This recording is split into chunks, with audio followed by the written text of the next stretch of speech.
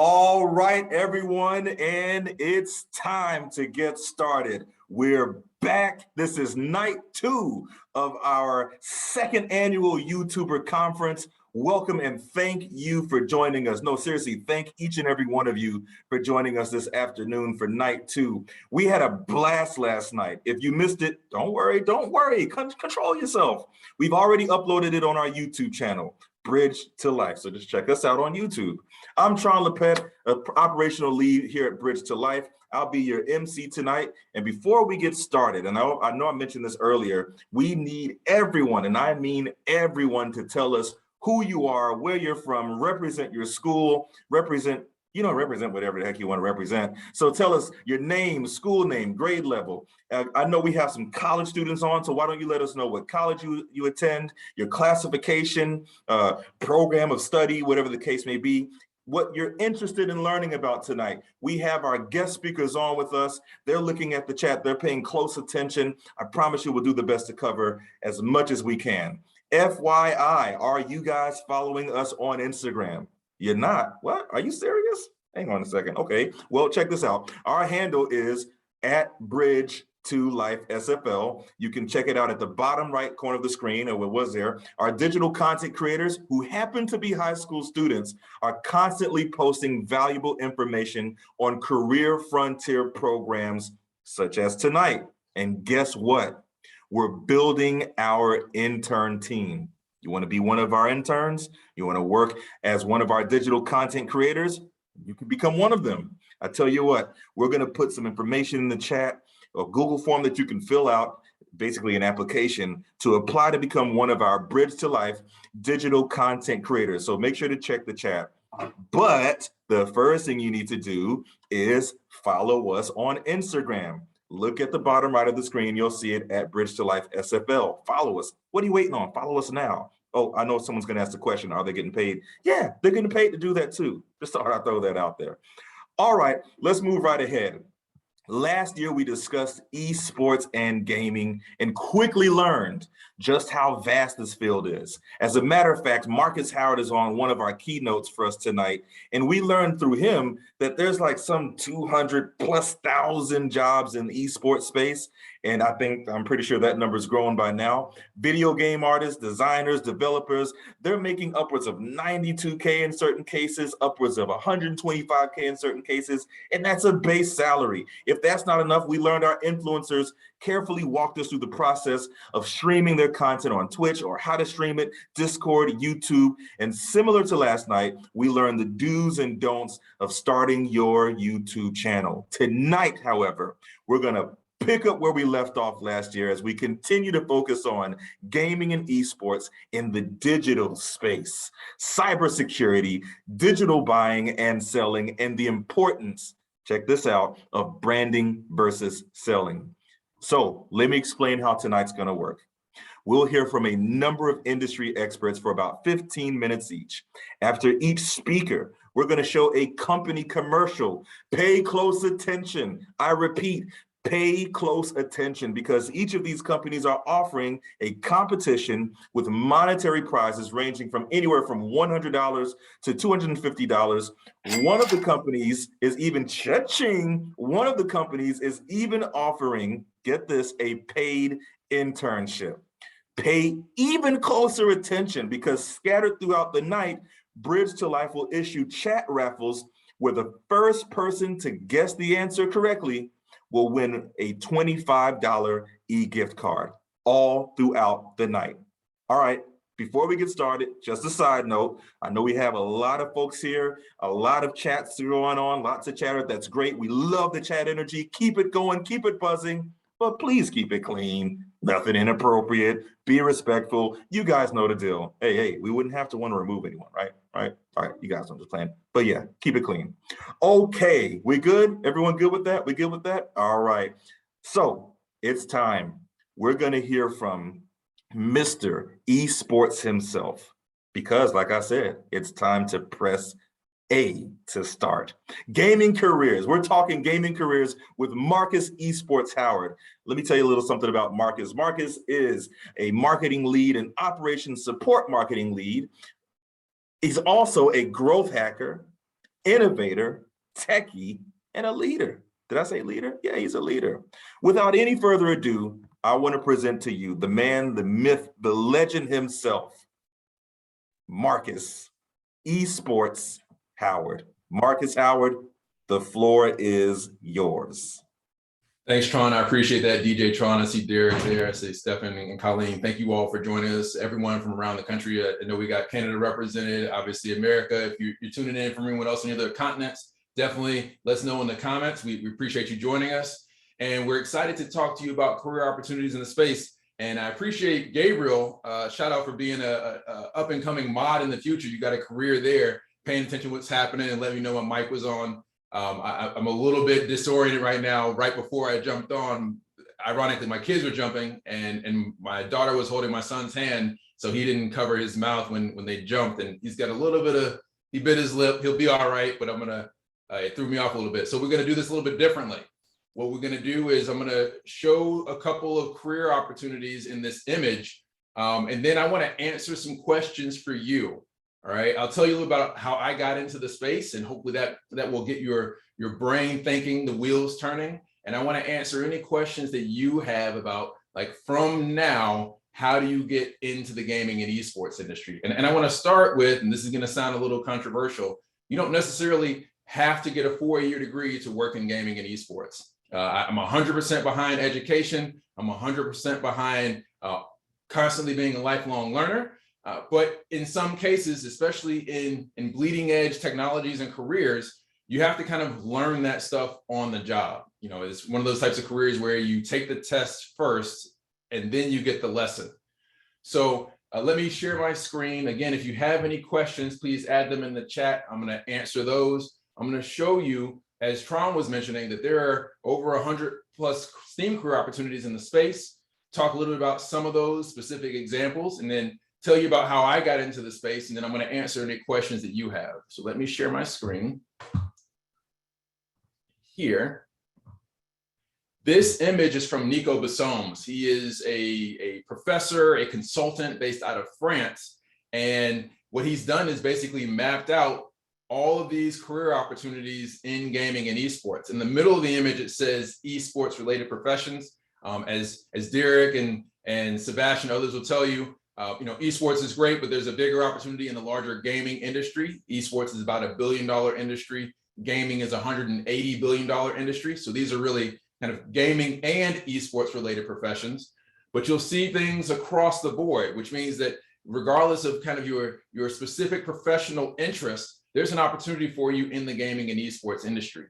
Both as a newcomer into the industry, and also if someone who's been working in the space, you know, maybe you go and get your degree and you work in the industry or any industry for 5 to 10 years, you're still playing video games. There's space in this industry for you too. So here's something you'll probably recognize: broadcast. So live streaming, events like this, right? Either in person or digital production, that's broadcast. Digital is more focused on social media and building websites, things of that nature. You've got communication, that's PR and marketing. When there are big events happening like this, right? When Bridge to Life wants to get the word out, if they're doing their own esports tournament, that's something you would do. You got events organization. There was an event actually earlier this week, yesterday, I believe, actually, that Derek Watford spoke at an esports event. When people have to go and put those events together and get the speakers and handle the lighting and all the logistics, that happens in gaming and esports. Entertainment, education, teaching people about esports, which is a lot of what I, Derek, and Sebastian do. All of those opportunities exist. And even more interesting is these more traditional business components that you don't typically associate with gaming and esports. So being a gaming lawyer, being a gaming accountant, there's actually a couple of gaming accountants right here in Tampa Bay and throughout the Florida area. All of those are available. So all of those are opportunities for you. So if your parents are telling you that video games, there's no future in it, and that video games rot your brain, which is what my parents told me when I was growing up, it's helpful for them to understand that you can have a STEAM career opportunity that's science, technology, engineering, art, and mathematics. All of those opportunities are available here in video games. So before I start answering some of your questions, here's how I got into the space. I got Super Mario Brothers 3 for Christmas when I was 6, and to give fair credit, my parents bought me that game, so I give them the credit where the credit is due. And I played video games my entire life. I still play video games. When I graduated from college, my brother and I started to make our own video game. We wanted to basically create like a puzzle game with some RPG mechanics, role-playing game, you know, levels and missions and things of that nature. And so we started as hobbyist game developers, or more formally referred to in the industry, indie game developers. We were building our own game. And in that process, we started doing market research, trying to understand what types or how many gamers will play a specific genre, you know, puzzle versus shooting versus racing. And that's another career opportunity, is market research. There are hundreds of millions of dollars being spent by the gaming and esports industry every year to understand more about the consumer and what they like and how they spend their time and money. So hopefully they can get you to spend your time and money with them and their IP. So we did the market research, recognized that in 2013, the average game developer made less than $500 of revenue per year. And that's because for the last 30, 40 years, game discovery has been terribly broken, right? You probably know of Madden, you know of Fortnite, you know of Call of Duty, because those are all made by publicly traded AAA game studios, and they can afford to make sure that you know them, know about them, right? They have marketing divisions. Again, marketing is part of this business sector. Where was it? I saw it here. Administration, business, commercial, right? So between that and the PR and marketing, somewhere down here, communication, they make sure that you know about the game. Well, we didn't have these 100 plus roles, people in 100 plus roles, helping us get people to know about our game. So we figured we would solve that problem by building a multimedia search engine for independent video games. Nothing against AAA games, but we were independent game developers. We were solving a need for us, for ourselves. So in that, we became game developers, right? My brother and I basically did game support and software development down here in order to build this platform. But at the same time, you know, we also had to build a community for this platform. So not only were we doing the software development, we were doing the business development, the strategic partnerships, the community engagement. Again, things you see all here that are opportunities in the space, but it was just the two of us. So my brother and I are each wearing like 4 or 5 hats. Ultimately, from there, we scaled our platform to about users in 40 countries. So my brother, while he's wearing all the technical hats, is also managing the server infrastructure, deploying the databases, and managing all the traffic and all the routing, right? All that technical stuff. We recognized in 2017 that we had a significant presence worldwide, but we actually had a fairly shallow domestic presence. About 60% of our global audience was outside of the US. So we wanted to have a stronger domestic presence. We started doing in-person gaming activations. We called them indie game arcades. So we would curate these games from around the world and then put together these in-person activations where we would go meet with local libraries and local businesses and ask them to donate us computers so we could then install Steam and games on them so that parents and teachers and students could come play on these games on these systems. So again, that's business development, where you've got to go liaise with stakeholders in the community and help them understand the value of why it is they need to support this activation. Again, it's strategic partnerships of reaching out to the game developers. We had them donate us keys. We didn't have the money to pay for it, but we built those relationships and made those contacts so they would give us free keys for their games, because in exchange for those keys, we were getting them extra exposure. They weren't just doing it because they felt, you know, good or bad about us, or they wanted to you know, have a charity play for us. We were offering them value in exchange for the value they were offering us. So when we put those activations together, again, that's event production. We had to handle the logistics to make sure we got there and everything was set up and all the accounts were signed into and the internet access had the right bandwidth. Again, there's the technical piece. And then from there, we decided we needed to pivot more fully into esports. And so now we're building another platform that basically turns every brand into a gaming company. Everything from you know, the Tampa Bay Buccaneers all the way to your local bakery. We believe that every brand, just like every brand has their own social media footprint, we believe every brand should have its own gaming division to use video games to engage with customers and with employees. So if you think about it from that perspective, now you're working in an HR capacity potentially, in the future, using video games to support company culture and using it as a marketing channel. So in all of that, stay focused in gaming and esports. You can hear just from my one story. And again, Sebastian and Derek will share other stories, and the other speakers tonight will share other stories. There are tons of opportunities for you to get into this space and build a sustainable career. What you need is the drive, the passion for video games, the authenticity and the work ethic, and just to take the initiative. Throughout my entire 10 years in the gaming industry, and then I'm going to jump over to questions here, I've not had any of these opportunities handed to me. I can't swear, but I have busted my tail to make this happen for myself and for my brother and for my family and for the community.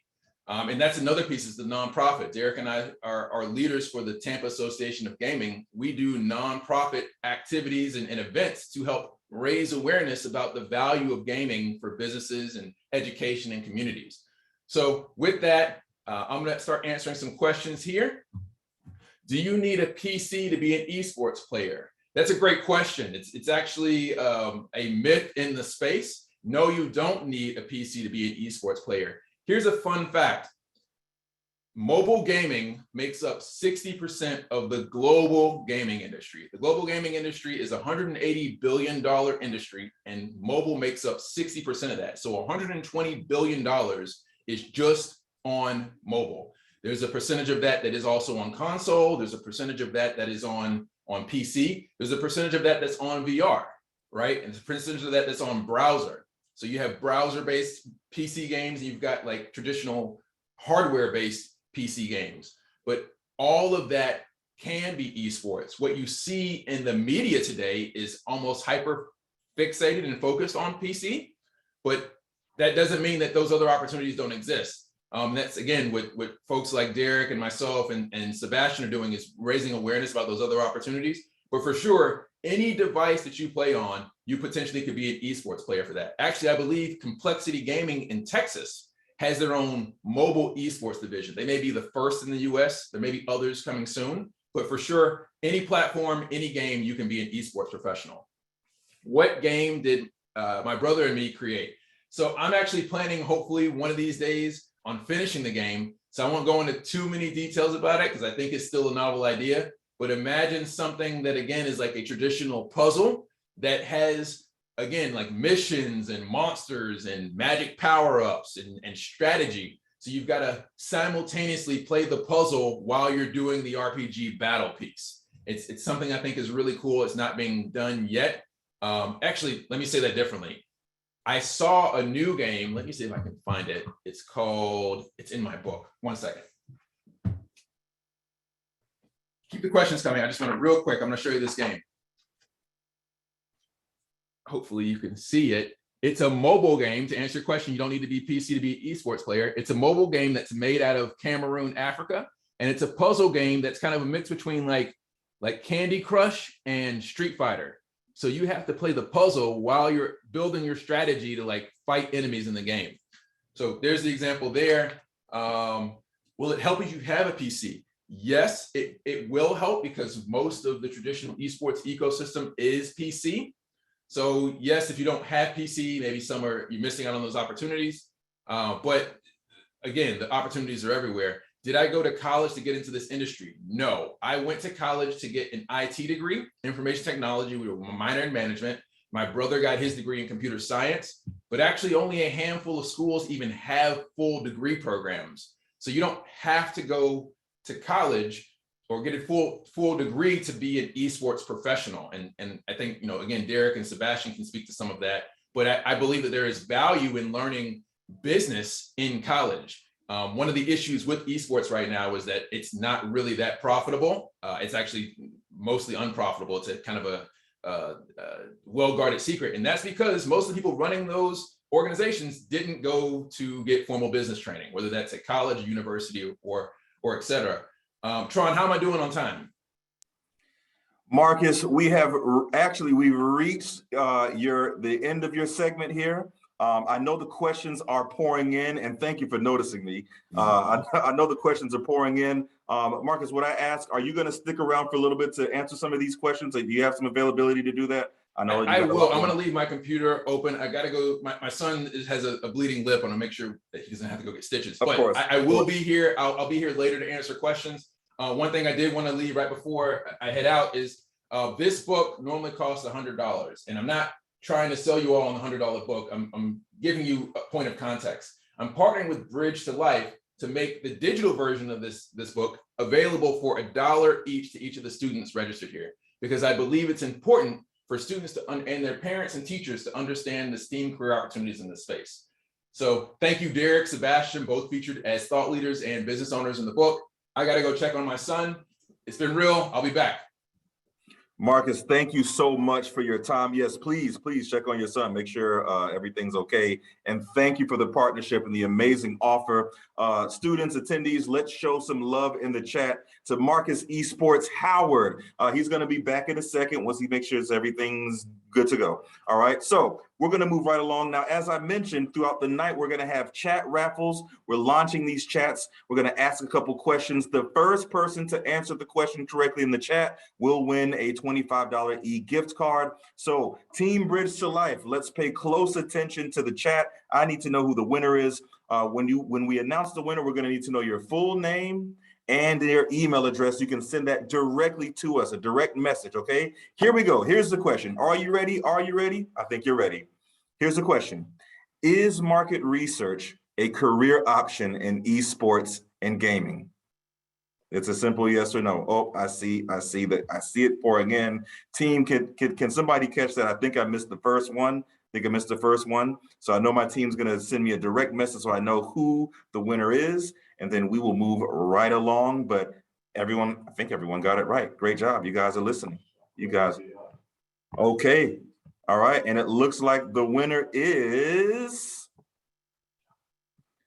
Jaquez. Congratulations. Do us a favor. Send us a direct message. You can send me a direct message with your full name and email address so we can make sure you get the e-gift card. Again, congratulations. All right, guys, we have plenty more chat raffles. I promise you coming up. But for now, we're gonna move on to our first video challenge opportunity. This comes from Total Marine Solutions. If you guys remember our YouTube conference from last year, you'll remember the commercial they did. It was amazing. Let's watch this video and then we'll hear from the CEO of Total Marine Solutions, Alexandra Anagnastis. Let's check this video out. We've talked about ships and how they make the world go. But what about us, the seafarers, behind cargo? We are an industry that's proud from stern to bow, captains to ratings. And we are asking for governments around the world to take responsibility because we have the right to be safe, to go home after work, to stay protected, not be forgotten about or neglected. Look closely at the job we love to do. Understand what it means to be part of a crew and what life at sea really means. So think about this, that today, while you sit in your office or spend time at home, there are 1 million of us on 60,000 ships.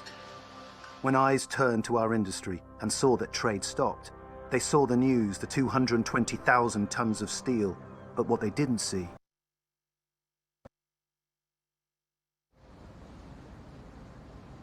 we've talked about the screws, the talented crews, the passion, the piracy, the underlying threat, the unique skill set, the relentless shifts and hours, the loved ones of ours. But neither do we, for months on end, pause and comprehend the conditions we face, the risk and unpredictability of this immense open space.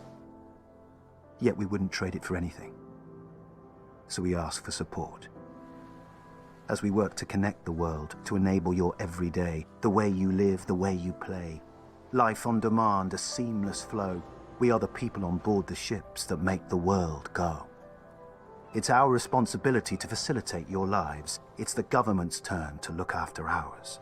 It's time for this sea that brings us so much to bring us all together. As we ask you to recognize the role we play, not only in world trade, but the world. There's more to our industry than the ships you see. Governments need to take action to eradicate piracy and allow us to change crew so that we can keep the world supplied and get home safely. We are key workers too.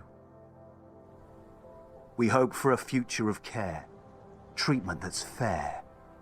So step up and imagine if everything we did stopped and wasn't there.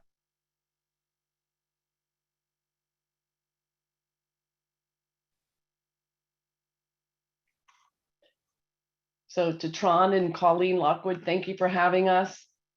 So we're here to just give a little bit of background on the marine industry, the maritime industry. And if we just touch one person, one student who's gravitating from graduation to your career start, then we've done our job.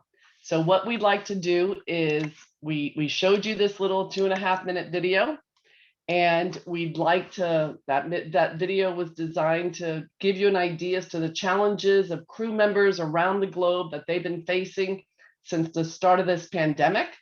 And when you hear about all the chips that are missing, that computers can't be built, cars can't be delivered, a lot of that has to do with the supply chain. 90% of everything we use, we wear, we play with, we develop, we eat, we drive, all of that comes to us by ships. So now that we've seen this video, what I'd like to ask of you, and we did this during the first annual or the inaugural Bridge to Life YouTube production, is we want to challenge those that video really spoke to produce the 60-second video, submit it to the producers, the Bridge to Life producers, on what your takeaway was. Submit your video to the organizers, they'll review them, they'll award a winner, and the winner will receive a $250 cash prize. And we would love to sit and recognize the winner on our social media and the maritime social media around the globe. So we really want to just give you an indication as to what the opportunities are in the maritime industry, and we're here to answer any questions.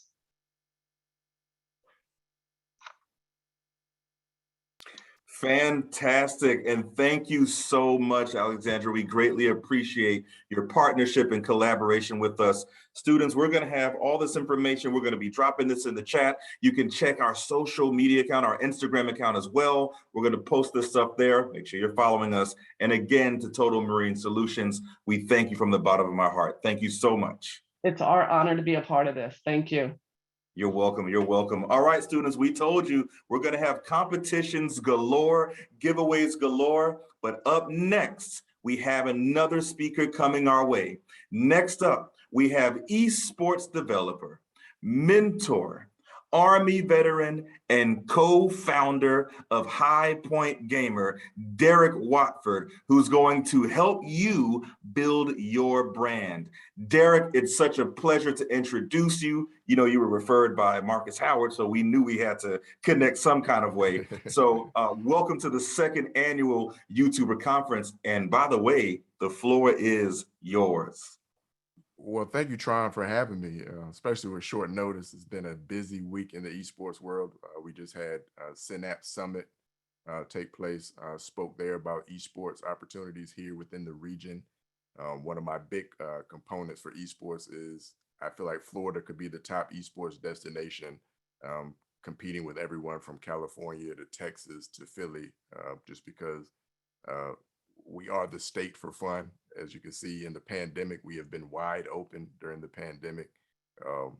So I am definitely petitioning for us to be a destination location when it comes to esports. Just a little background about me and the company. I started, co-founded High Point Gamer back in 2015.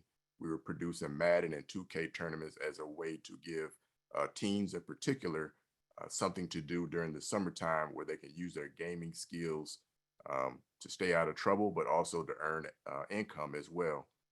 Doing those tournaments in the community, it quickly bloomed into something bigger than what we anticipated. We had one of our tournaments, Madden tournaments, was won by O'Leary, who we ended up helping in his journey into getting into the NBA's 2K League during their inaugural season. So we participated in the NBA draft. And what we recognized in the draft for the NBA 2K League is out of, I think it had like 75,000 people try out to be in the esports league. They only selected like 101 with guaranteed slots to be on NBA teams.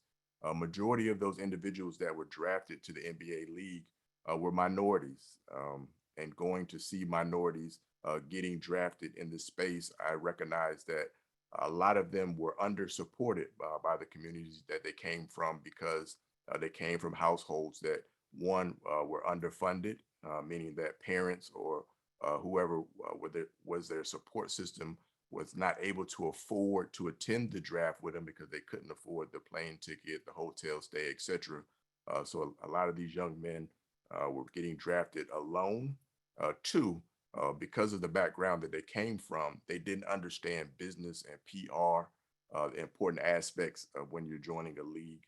They only knew how to game. So they were getting drafted based on their skills at playing NBA 2K. But I knew that they wouldn't last long in the league because the league needs individuals that are able to support sponsors, which means their branding has to be good. And a lot of these gamers were only good at gaming. They weren't into posting on Instagram, on social media or Twitter, etc. So when they entered the league, let's say, for example, they were on Magic Gaming or Heat Check Gaming, for example. Heat Check Gaming, from a staff standpoint, they're going out and soliciting sponsors to help pay for the cost of having these NBA players, because being a part of the NBA 2K League, you're getting a salary of, they were paying $32,000 for like a 4-month span of being within the league. They were also moving you to the city of the NBA team that you're playing for. So they were putting you up in housing. And then you also were getting full mental medical and dental benefits along with that. And with getting those sponsors want you to be able to create content, post and have visibility for the dollars that they're exchanging for supporting what you're doing. And if you're a gamer, given the opportunity to be in the NBA 2K League or any professional team, and you're not a good poster or not a good person that sees your brand as part of what you're doing in the gaming space, you really have little value to that esports organization. Even though you might be very, very skilled at what you're doing on the game, that is not the all-encompassing responsibility to you as being an esports player. So I recognize the challenge in seeing a lot of these young men that were escaping the block by given the opportunity to be NBA players, only to be returned back to the block because they weren't of much value to the NBA team. And I said, hey, what can I do to help make this industry more successful so that underrepresented communities in particular don't lose the opportunity to escape their environments to progress and succeed. And so therefore, we transitioned from just producing tournaments into consulting. And that consulting is where we were helping certain NBA teams on understanding how to work with gamers, some of the challenges that went with working with gamers. One of the things that was evident to the NBA was that I could be good at NBA 2K and I could have great stats. I could be really awesome, but there's a background story to how good of a gamer you are, meaning that I'm a good 2K player, but I play at 2 a.m. While my mom is on her night shift as a nurse.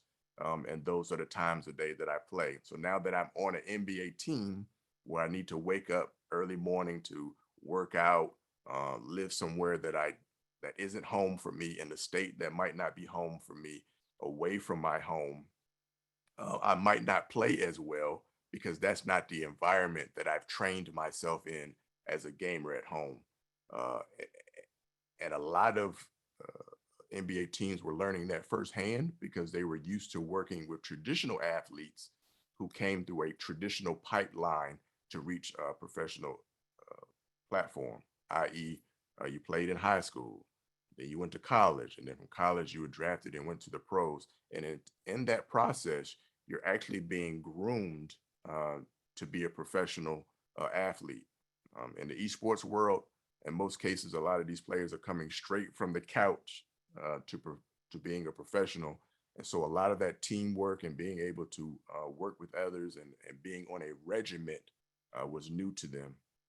So when we transitioned to consulting, one of my main focuses was representing gamers, teaching them about the importance of building your brand, because building your brand helps with your visibility, and it also helps with your revenue overall. For example, if you're a good 2K or Madden player and all you do is play by yourself, might play online, you don't have a camera set up, a microphone set up, you're not streaming content, you're missing opportunities to connect with the individuals that you meet and compete against, and then also to grow your audience. Growing that audience allows you to have an audience that you can generate revenue from outside of whatever happens from an esports professional standpoint. So as an esports professional with a brand, I can sell merch.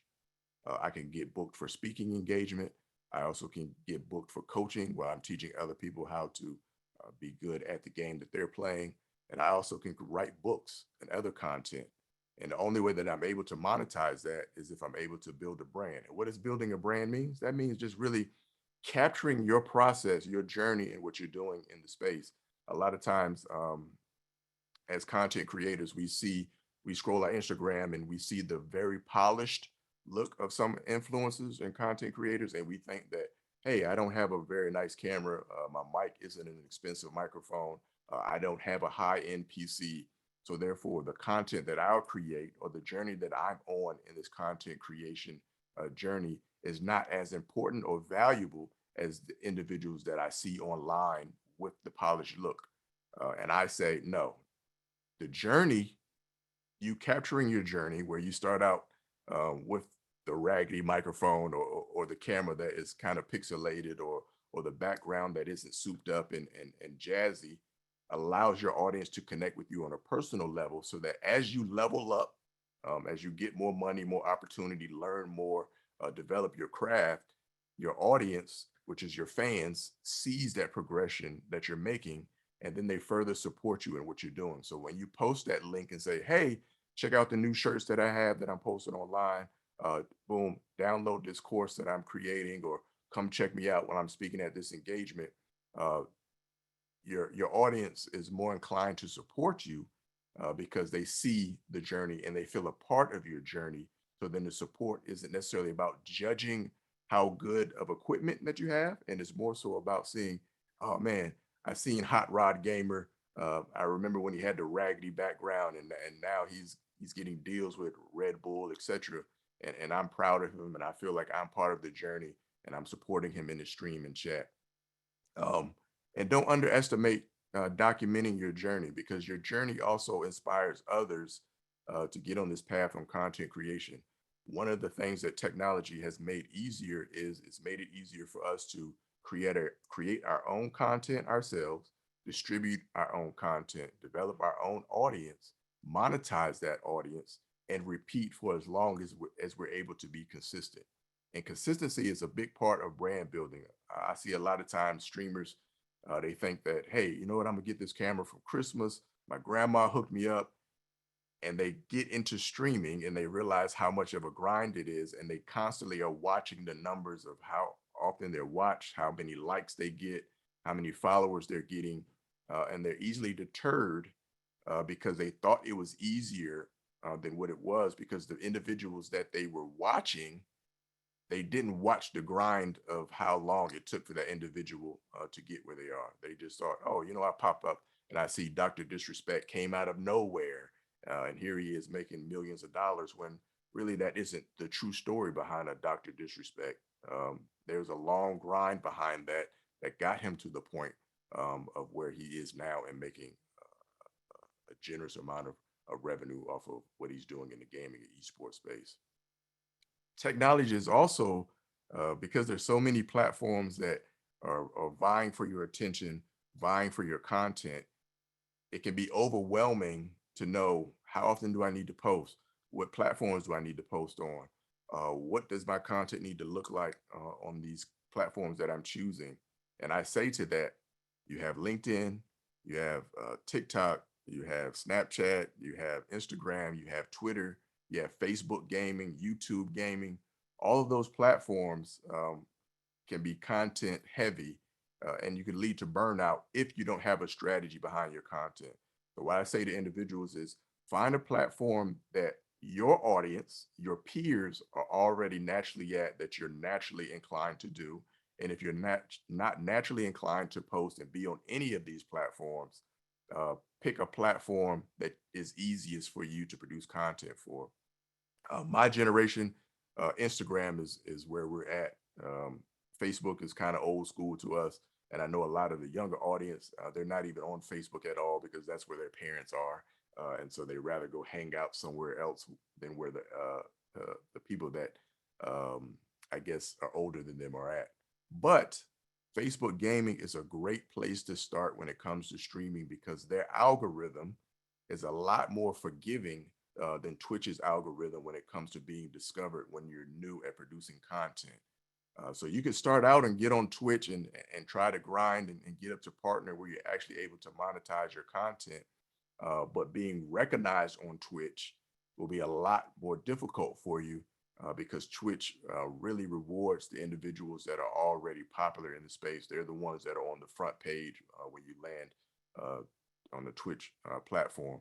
Facebook gaming, their algorithm is a lot better than that and allows you to get discovered more, build your audience a lot better. And then that content that you're creating on Twitch or either Facebook gaming, save those recordings and then export them out to YouTube so that you can also build your audience on YouTube, which is a lot faster to monetize your content if you get enough views on that.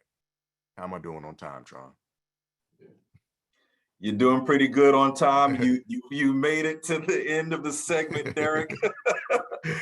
Listen, I just want to quote one thing that you said, and it stood out to me. So students, I don't know if you've been paying attention here, but you want to build your brand. Derek just shared an essential component, and that is capturing your journey and process, knowing and sharing your story with your audience left to right. That's what's going to grow the audience. That's what's going to help build that brand, bring more people to it. So Derek, do us a favor. I don't know if you're going to hang around for a little bit. If you are, there are some questions in the chat. Something just came in about Discord. So just check that out for us if you don't mind.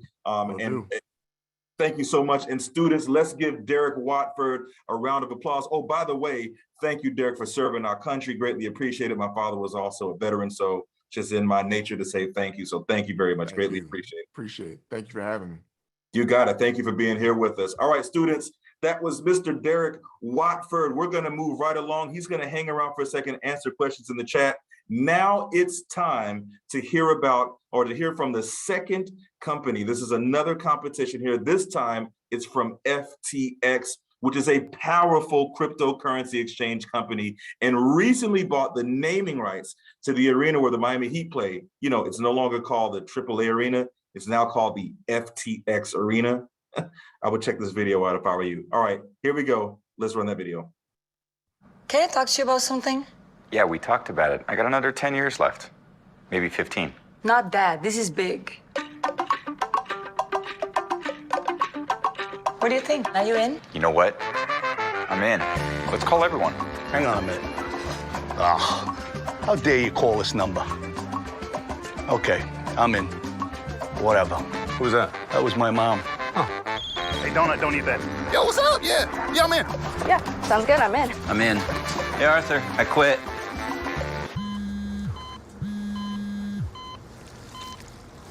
I'm in. T-Bone, is it the downstairs toilet again? Hello, Tom. Doggy coin? Sue, Mark. Are you in? I'm in. I'm in. I'm in. All right, this last one might be tough. Nah, he loves you. Probably just getting on the dentist. This guy.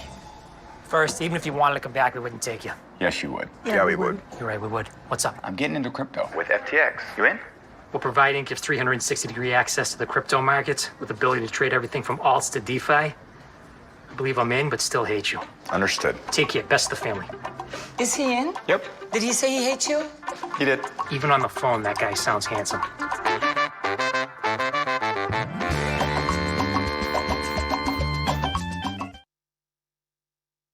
All right, students, I hope you were paying Talk to close you about attention. something? Yeah. Check this out. Check this out. Here's the deal.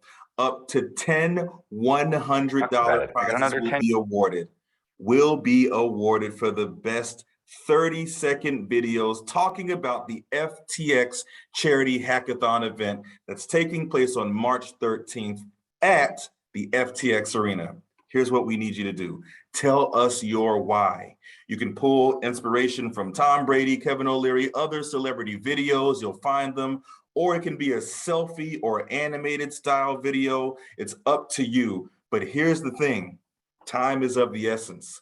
Submissions are due next Friday, February 25th. That's correct. Submissions are right around the corner. Guys, this is something you should definitely want to be a part of. Again, FTX, one of the largest cryptocurrency exchange companies that exist. You see what they're doing in the world. Wouldn't you want to get some money from them? I mean, I'm just throwing that out there, I'm just saying. So we're going to have more information in the chat. Again, make sure that you are following us on Instagram. It is truly, truly important that you find this information, share it, get involved. All right. Okay. So we're going to move right along with our proceedings tonight.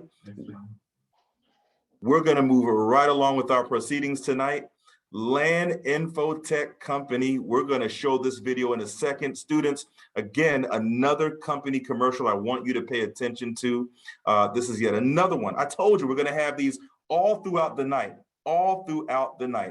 And you know what? Actually, I just got word before we show this video, before we go to LAN Infotech, we're going to back up a little bit here. I want to make sure that we give our other keynote speaker an opportunity to present. I'm telling you guys right now, buckle your seatbelt, get ready, because it's time to hear from someone who has become a mentor of mine, Eric Archuleta. I'm telling you all right now, grab your pen, your pad, your notes, everything. Our speakers prior have been amazing. Eric is going to continue that. He's going to run with the baton.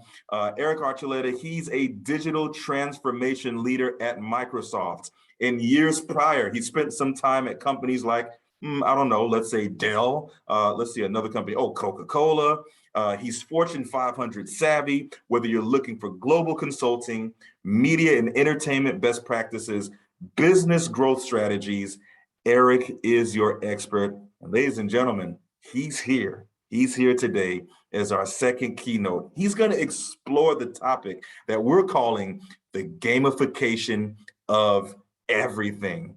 It is my distinct pleasure and honor to introduce to you none other than Eric Archuleta. The floor is yours. Excellent. Thanks, Tron, for the nice introduction. Appreciate it. Is the audio and everything sound good? Sounds great, coming in loud and clear. Excellent. Well, nice to meet everybody. And as Tron mentioned, I'm at Microsoft right now, and I consult with our top clients across the globe on digital transformation, which is just really how do they transform their businesses across industries in this day of age of digital everything, right? And we'll talk about a lot of those things. As you know, Microsoft, we're dedicated to gaming. It's really where we center our media gravity is around gaming, obviously through Xbox. And I was asked today to talk a little bit about the gamification of everything. I'll give you a little bit of background and philosophy of how some things that I think you could do career-wise, and some things to think about. And really, as you look forward to as you're going to build a career in tech, you're going to need to know tech, no matter, I think, whatever field you decide to go into. And many of you probably have aspirations to be in media in some way, shape, or form. We'll talk about that kind of balance of passion and professionalism, and some things that you might want to think about down the line. So obviously with Microsoft, some of our big news lately has been the potential, I should say, acquisition of Activision, which I'm very excited to see. I had the pleasure of being a consultant at Deloitte Digital. I worked with Activision quite a bit pre-Microsoft, and it's going to be amazing to see them coming into the fold. So much of their, not just the gaming titles, we all know them for Call of Duty and all the things that they do, but bringing that in, mixing it in with our Minecraft franchise, mixing that in with all the things that we're doing, which I'll talk a little bit about, is just going to be an amazing acquisition. You know, when you look at the global video and gaming market, you know, it's about $180 billion market, and many reports that have come out that are using the word metaverse these days, they think that, you know, this is going to quickly hockey stick to maybe $1 trillion market or more. So think about that. That's huge. And, you know, as we look across and we make an acquisition like an Activision, a company like Microsoft does, we're not just buying it for the game titles, right? We're buying it for the technology that's underneath it that has gone and brought, you know, these visions to life, like Call of Duty and all of the other games that they have. So what's the technology underneath it, and how can Microsoft, as we're looking at, how can we take that over to other industries? And that's kind of where we see this trend of the gamification of everything, right? We're going to be building, you know, metaverses within healthcare. We're going to be building those within retail. Every brand right now is out there looking at how they're going to build a metaverse presence, and it's going to take the same skills that it takes to build video games for retailers to build those experiences. I'll work with all this, I'm blessed and lucky to work with all the sports franchises across the globe. And, you know, from all the things that we hear about, from blockchain and tokenization and cryptocurrency to you know, these NFTs and player cards and NFTs giving you access and all these things within the sports industry, there's a ton of interest of how we're going to gamify sports, which is kind of a strange acronym, right? How do you gamify sports? But as they look for a younger audience, like many of you on the call, you know, for example, the NFL is really struggling with how do they get the younger generation to watch the NFL? And so they're going to need to meet you where you are, and you are out in the metaverse. You're on Xboxes and PlayStations and you know, out you know, in a metaverse where the metaverse exists today. So we're going to have a lot of those same things that have made games great. We're going to be using those things across retail, across sports, across healthcare, around digital twins. That's something you should get familiar with, where we're taking offshore oil rigs and putting them into a digital metaverse where that you can now get humans off of these dangerous areas and be able to have a digital twin of that and know what's going on in the rig, and be able to have way less humans involved in it by building out, you know, things within there. And a lot of that technology to do that comes from gaming. So it's you know, it's really interesting how we're seeing all that come together. So that innovation that comes from gaming, which is always on the bleeding edge. My friend Denise talked to you guys yesterday, if you were on, about the innovation curve and how all of that's going. I think it's amazing to get started in gaming, understand how gaming works, because it's going to give you so many opportunities to work in other fields down the line. And we're just at the beginning of this. So I think it's going to be really, really cool on how all of that's going to work, for sure.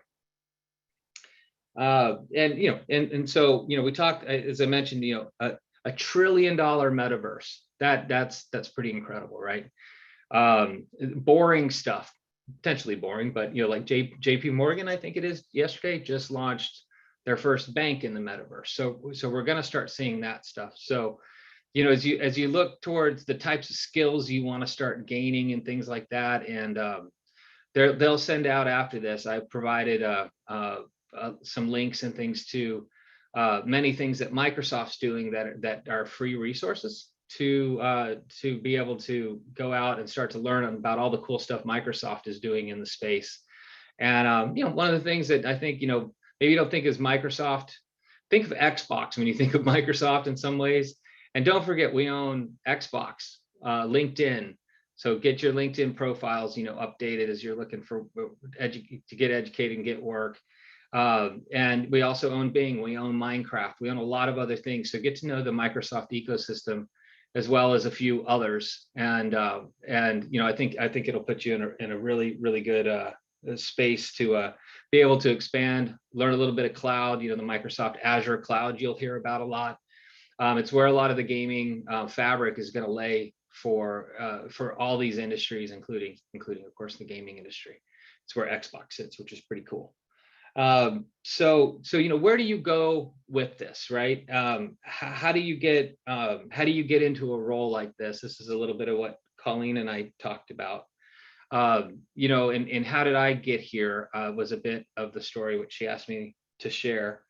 And so I started out in actually testing games. Not new games. There was no cloud when I started testing games. I was literally sent old game cassettes for old Atari systems, and that literally had wood and a microchip on them for me to be able to test games. Started at the bottom and learned how to test games, learned how everything kind of worked and how the technology's gone. And I think all of you have an advantage because so much of this infrastructure is built now. You're starting from such an advanced place where we have such great connectivity. Where the internet is today, what we call Web 2.0 is where we are today, where Web 3.0 is going. And I've provided some links for some of that digital literacy. So the definitions, glossaries for what a lot of these terms might mean are out there. And so learning, where Web 3.0 is going and you're starting from such an advanced space. I started, early on, even pre-web, and it's been amazing to see how the web has been going. And I think one of the things that I'd like to pass along to all of you is I'm an artist by trade. I'm a musician. Just a friend of mine just left. We were actually playing music tonight. Find that passion that you have, and I'm not your dad is the way I kind of was thinking of talking about it. I do think you should absolutely pursue your passions, get the craft, go. If your ambition is to become a YouTube star or an influencer, a musician, graphic artist, a gaming author, whatever you want to do. Find what that is, find what your center of gravity is. And for me, it was really the creativity underneath gaming and all of the media that went across it, right? From the visuals to the music to how everything kind of comes together within gaming was just always so compelling to me that I loved it all. And so I wanted to pass along to you all like an acronym, which I call, and there's books that use this, but I kind of have made it my own, is, start with the end in mind. Figure out where you want to go and know where that end in mind is going to be. If you want to be in the creative arts, if you want to be in business management, or you want to be in marketing, or you want to be in the medical field, figure out what your end is going to be and use those three letters. I use E, N, and D. And with the E part, it's all about envisioning where you want to go. And I'm going to use the E twice. And then think about what education you need to get there. Now, there are a lot of people. I've worked in the talent business my whole life. I've known guys who have never touched a musical instrument and become rock stars. It does happen, but less often than you'd think, right? My advice is, for all of you that want to be in media and do things like that, get out there and go, get educated. The pieces of paper, they don't seem like they matter now, but they will matter eventually. It's the great equalizer. No one can take your education from you. And the skills, if you go out and you learn amazing editing skills, you learn how to use all the softwares to make video, edit video, distribute, understand marketing, understand social media, understand how to build community. Get that education. And if you're in something that needs an advanced degree, know it's only part of the way. I have a son pursuing a degree in medical, and he knows, undergrad is just a piece of where he needs to go. I personally went to CU Boulder and got an undergrad in finance, actually. Primarily, I went there for music, but it wasn't like paying the bills. So I finished in finance. Got out in the real world, didn't love it, had a 4-year degree in that, kind of had more of a right brain and wanted to go that way. So I went back and got my MBA and did it all on my own, financed everything on my own. So if I can do it, you can do it. You can find those ways of doing it. Did it leave me with a kind of a big bill? Yeah, But did I get paid more because I had those pieces of paper and paid that bill off pretty soon? Yeah. So, you know, it's up to each of you to your own thing. And did the music thing work out? It didn't, you know, and I had a pretty good plan B, where I work in the music industry and I get to work with media companies and I get to put all those skills to use, and I still love all of that. And I get to do my passion on the outside. So I think for everybody, it's a different path, but try to find that balance between your professional life and you know, where your passion is. And so I'll go back to my E, N, and D. So we talked about the E, envision it, find the education. Second thing is network.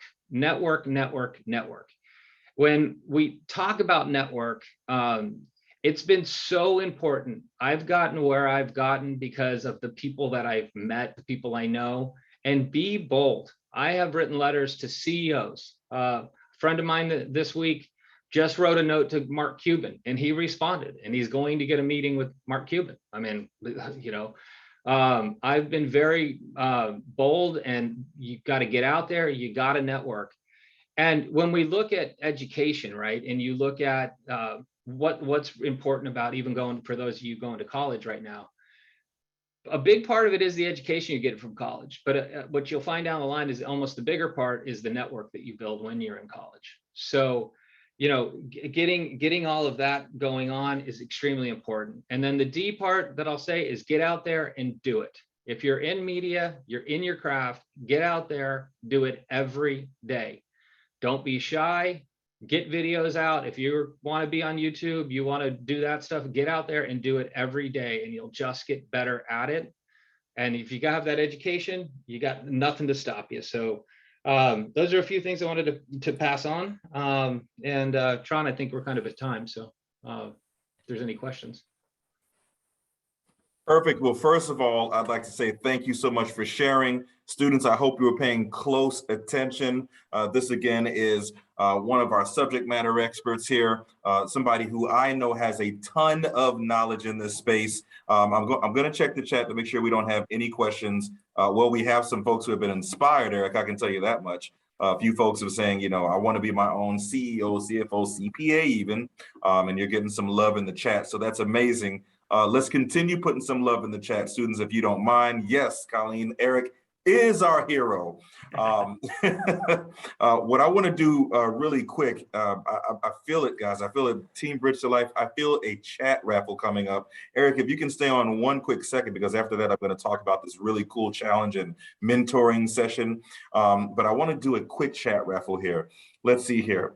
Eric, you mentioned this, and I want to see if students were paying attention. Let's see if students were paying attention. Students, are you ready? You know how this works. The first person to get the answer right wins. When you win, we need your full name and email address. Make sure to send that directly to us. All right, here we go. Chat raffle question. How much did Eric say the gaming metaverse might grow to? Let's see if you guys remember this number. And he threw it out a few times. Let's see. Okay, I think I see the winner. I think I see the winner. Team Bridge to Life, can you back me up? I'm pretty sure I see who the winner is. Yep, that's it. Congratulations. Hang on. I want to make sure we got this right. Congratulations to Brandon Gonzalez. You are 100% correct. 1 trillion is the answer. Brandon, do us a favor. We need your full name as well as your email address. Make sure to send that directly to us in the chat and in Zoom. We would appreciate it completely. So much. Thank you. Now, students, by the way, we're offering a $100 prize and mentoring session. I can't tell you how, and Eric mentioned it earlier. He mentioned the importance of networking, building your network, mentoring. So this is a great opportunity for you guys. Here's what you need to do. Create a 60-second video about education in 2040, the outlook of education in 2040. Here's the answer. Here's the question we want you to answer. What will K through 12 classrooms, that's kindergarten through 12th grade classrooms, and higher education look like in the year 2040? Check the chat for details. Remember, we're going to post that in the chat. We're going to also post on our Instagram page. And please note, the QR code you see on the screen will not take you to the challenge. It takes you to a video to help prepare for the challenge. All right. So make sure, students, that you just keep that distinction in mind. Okay. Again, That's a $100 prize. On top of that, a mentoring session challenge. So we're really excited about this. Students, make sure you're paying close attention in the chat. Right now, I need you guys to do me a favor. Let's show Eric Archuleta some more praise, some more thanks, some more love in the chat. We thank you for taking time out of your day, your schedule to be with us. Thank you. You got it. You got it. All right. Now, students, next up is yet another company commercial, this time from our good friends at LAN Infotech. Watch this video, and then we're going to hear from the CEO of LAN Infotech himself, Michael Goldstein. Check out this video.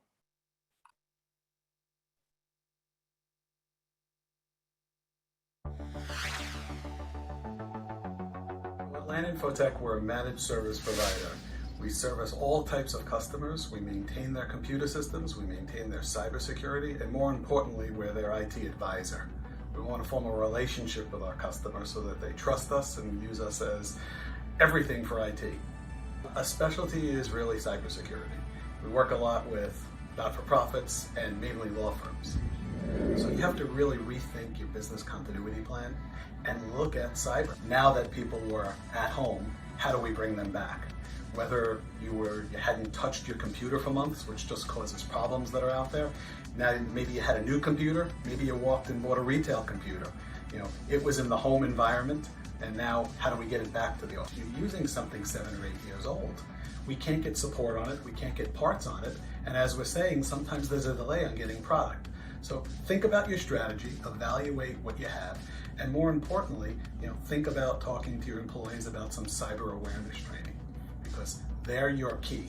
You lose your key, you want to go out there and replace the locks. But in this place, we're only as good as that, weakest link on the chain. And right now, employees are that weakest link in the chain, cyber-wise. So as technology changes, as we've seen during the pandemic, companies like Microsoft and Zoom, Dell and Lenovo have been putting rapid fire of changes out there. And even more today, that we have to keep ourselves up with technology. We want to be your technology partner. We want to understand your business. We're not there just to sign that contract every year. So I think that the virtual world won't go away. I think we'll see a hybrid that's there. And I think that as bad as the pandemic was, I think we brought a lot of families and a lot of friends closer. They have to talk.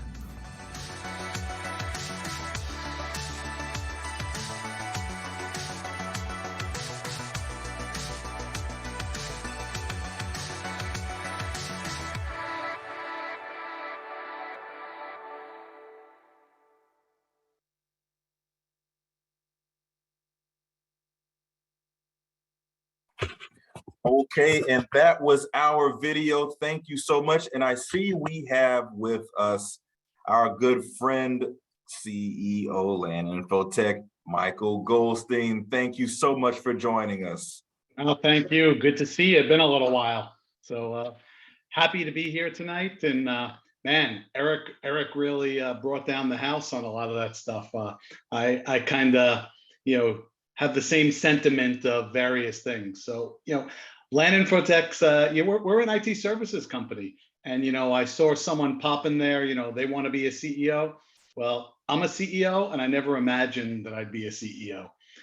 I think that, technology is an ever-changing market. I've been in IT for 30 plus years and seen some amazing things change that are over time. I would never think that I could be sitting here in my home office with all this stuff around me, on a wireless network, broadcasting to all of you today. So technology, we live it every day. Doesn't make a difference if you're, in the older ages of 70 plus, or, I have an 8-month-old granddaughter that sleeps with a wireless sock so we can track her body movements and things along those lines. So who would think is really the key things. And I will tell you just quickly, my quick story. In college a long time ago, I was a computer major, and in my sophomore year, I dropped that major because I had a discrepancy over a grade. Never failed anything in my life and appealed it. So I really do think that Eric had a great point of asking for things. And lo and behold, I started working for an insurance company, programming, learning IT. And I would go home and I would actually, take manuals, yes, paper books, and go out there and learn my craft of the trade. And, as other speakers have said, you guys have it all in front of you. Look what we're talking about today. YouTube, gamers. I'll go out there and I want to replace, this afternoon, I had to replace a battery in my remote for my car. Didn't know how to do it. I went on YouTube. I have to do something on the sink. Go out there, YouTube. So I think you guys have a lot of great opportunity that's out there. I think a rounded education, because new jobs are created every day. New technologies are changing every day. So I think it's really amazing to go out there and watch and do things. And, you can see behind me some sports things. I saw the little note there, go Panthers. Where else could I sit on my phone someplace on the internet and watch every team around the world play, real time? So we're bringing technology to small and medium businesses. We're 22 employees. I actually have my 2 older sons working for me. We're out there shaking hands, meeting people, and changing people's lives that are there. So we have a really great offer, and we figured that, yes, that video was shot in my office on an iPad in the midst of the pandemic. We wanted to go out there, and that was actually my first interaction with a human being in probably a year and a quarter when we did that. So today, we're offering 2 prizes. We want the top 2 students who help us create a sizzle reel. And going on the topic of future of technology, how those particular technologies will impact your lives for the better. So really think deep into, I guess 2040 is the number that we're looking at, 2040 and beyond, and what that will mean to society. Use your imagination, be as creative as possible, and we hope to deliver the winning sizzle reels to a large business audience as well as a tech audience in the near future. So submit those pieces out there. We really want to try to give back, and we love you guys at Bridge to Life. So thank you, and really want to make sure that everyone does participate. Awesome. Thank you so much. We greatly appreciate the offer. I mean, students, we said we were going to have tons and tons of offers here, and we got another one here from our good friends over at Land Infotech. To the CEO himself, Michael Goldstein, we truly appreciate. And we forgot to mention that we're not just asking you guys to work, we're paying you guys to go out there. So it's 2 $250 prizes that are out there for those sizzle reels. So, that's, you guys are going to be a lot more creative than I am at that point. Hey, they're going to be a lot more creative than me.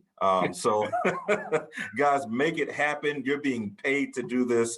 Again, these are great resources, amazing companies that we're working with. And we just thank you guys so much from the bottom of our heart. Land Infotech, always good friends, good partners. Appreciate you very much. Thanks. All right, students, we said we were going to load you up with resources and opportunities. And here comes another resource. We're going to stay in that space of technology, but we're going to jump over to cybersecurity. It's time to defend your posts with Dr. Gerald Auger, AKA Simply Cyber. Dr. Auger holds a PhD in cyber operations and provides a wealth of information on reducing cybersecurity risks. Dr. Auger, we truly appreciate you taking the time to discuss how you've created and how you've grown your YouTube channel, which centers around cybersecurity, amongst other things, of course. Officially, I'd like to say welcome to the 2nd annual YouTuber conference. Thank you so much. I genuinely appreciate being here, and thank you to all of you for taking time to be here and to listen to me talk, and really awesome with what Michael Goldstein's doing. I just watching that's fantastic. So yes, that was a wonderful intro, and I genuinely appreciate it. My name is Gerald Auger. I do have a PhD, and my day-to-day work is really in the cybersecurity space. So I help businesses and organizations operate and work in a way that is absolutely secure, so that they can do the things that they need to do to make money in a way that doesn't worry them. Now, let me start a little timer here. That's not the right one. I want to start our timer because I can go on and on about the YouTubes, but I want to keep it to 15 minutes. So I was asked to come on and talk about YouTube as a growth and how to secure it, because I am an expert in securing it and I'm kind of dabbling in the YouTube space. I have a YouTube channel called Simply Cyber, and the focus of that channel is entirely on delivering cybersecurity education and workforce development for people who are looking to break into the field, or they currently work in cybersecurity and they want to take it to the next level. So it was really natural for me to take the knowledge that I had developed over the years of work and experience and put it into YouTube, right, into a YouTube channel. So what I want to do in the next 14 minutes and 17 seconds is kind of twofold. One, I'd love to give you guys my thoughts and experiences. My channel has about 30,000 subscribers at this point. There's a whole community around it. And if I was going to go back and tell myself, hey, you should do these couple things when you start a channel, I would love to know that, right? So I want to deliver that. And then I want to deliver from a cybersecurity perspective, because I genuinely care about that, some best practices that you should really think about, even from Jump Street, as far as launching your channel. So I got this little slide right here to help guide me. So first and foremost, if you're going to start a YouTube channel, guys, you have to remember that YouTube is built on Google, and Google is a search engine. That is not going to change. So what does this mean? So Michael mentioned, oh, I have to change my car battery, and I'm just going to Google how to, or YouTube, how to watch a car, change a car battery. Absolutely true. The thing is, when you log into YouTube, you are pushed a feed of videos that are customized for you. And when you search how to change a car battery, how does YouTube know what videos to deliver? Three things. One is tags, one is thumbnail, and one is title. Those are the three keys that you absolutely need to understand from the beginning, okay? Like, you can make content and it's fun, but if you're really serious about building a YouTube channel, you have to take this into consideration. When you go in to post a channel, post a video, you will see tags is one of the things. It's kind of like hashtags, except it's not written in the description. It's like there's a special section for tags. And in there, you put, to use the car battery example, car battery, how to change a car battery. I want to change a car battery. Car, automotive repair, like all these keywords. You can put up to 500 characters worth of keywords. The reason you do it is because when Michael goes in and types in, how do I change my car battery? YouTube's going to look at those tags in its entire database of elements and find all the ones that have something to do with car battery repair. Then it's going to deliver those up into the results to your consumer, right? The audience. Now, the next part is the thumbnail. Everybody, like you and I both do it. You Google something, right? Or you YouTube something, how to change a car battery, newest TikTok dance, whatever. The thumbnails are the first thing that come up. We're humans, people. We look at the thumbnails. What is interesting to us?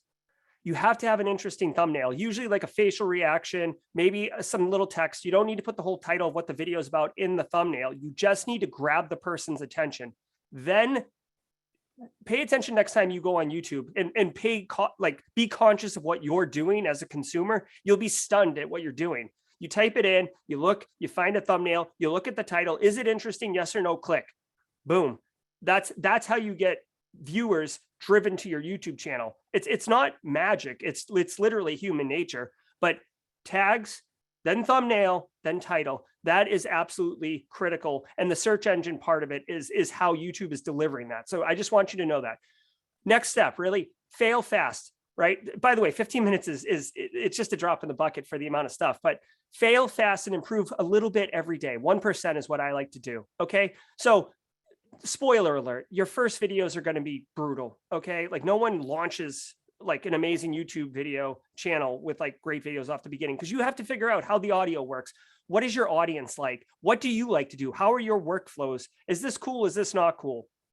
Okay. So like, for example, just to give you a tangible one, like I made a bunch of mistakes at the beginning, and there was all sorts of funny like mistakes I made. And I was like, oh, I'll cut up a B-roll. And at the end of each video, I'll have like this funny little B-roll thing. Well, what ended up happening was it's a lot of work making that B-roll, and I didn't want to do that. So I had promised I was going to do this every week, and then I realized I can't support that. So I just stopped doing it, right? I failed fast. Cool idea, couldn't support it from an operational execution perspective, abandoned it, moved on. What what did work though was, having guests on, or, all these different things. I can't right at the moment. I'm not thinking of a good one, but failing fast is important. So don't push into something that is not working for you. Lean into things that are working for you. The next item is working for your audience. Guys, this one is a tough pill to swallow, and it took me a hot minute to get it myself. Like when I started my YouTube channel, like I have a lot of education and experience in cybersecurity. I know what I'm talking about. And I was like, I know what people want to hear. Blah. And I just started talking cybersecurity. And guess what? It didn't really resonate. And the problem was I wasn't listening to my audience. I didn't realize the challenges that they had. I didn't know the things that they were looking for in YouTube to help them answer their cybersecurity questions and on their career journey. So I started listening to them. Hey, Jerry, can you do a video on this? Hey, like this didn't make any sense. This is way over my head. Can you cover this? Right? I started listening to them and making content, not that I wanted to make specifically, but content that helped answer the questions that the people wanted answered.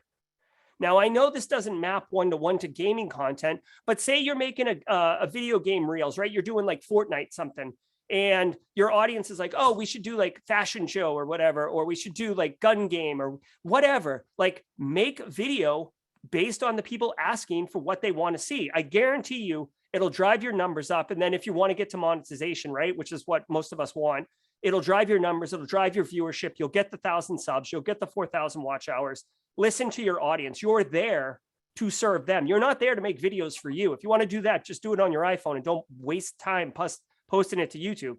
Make it for you, okay?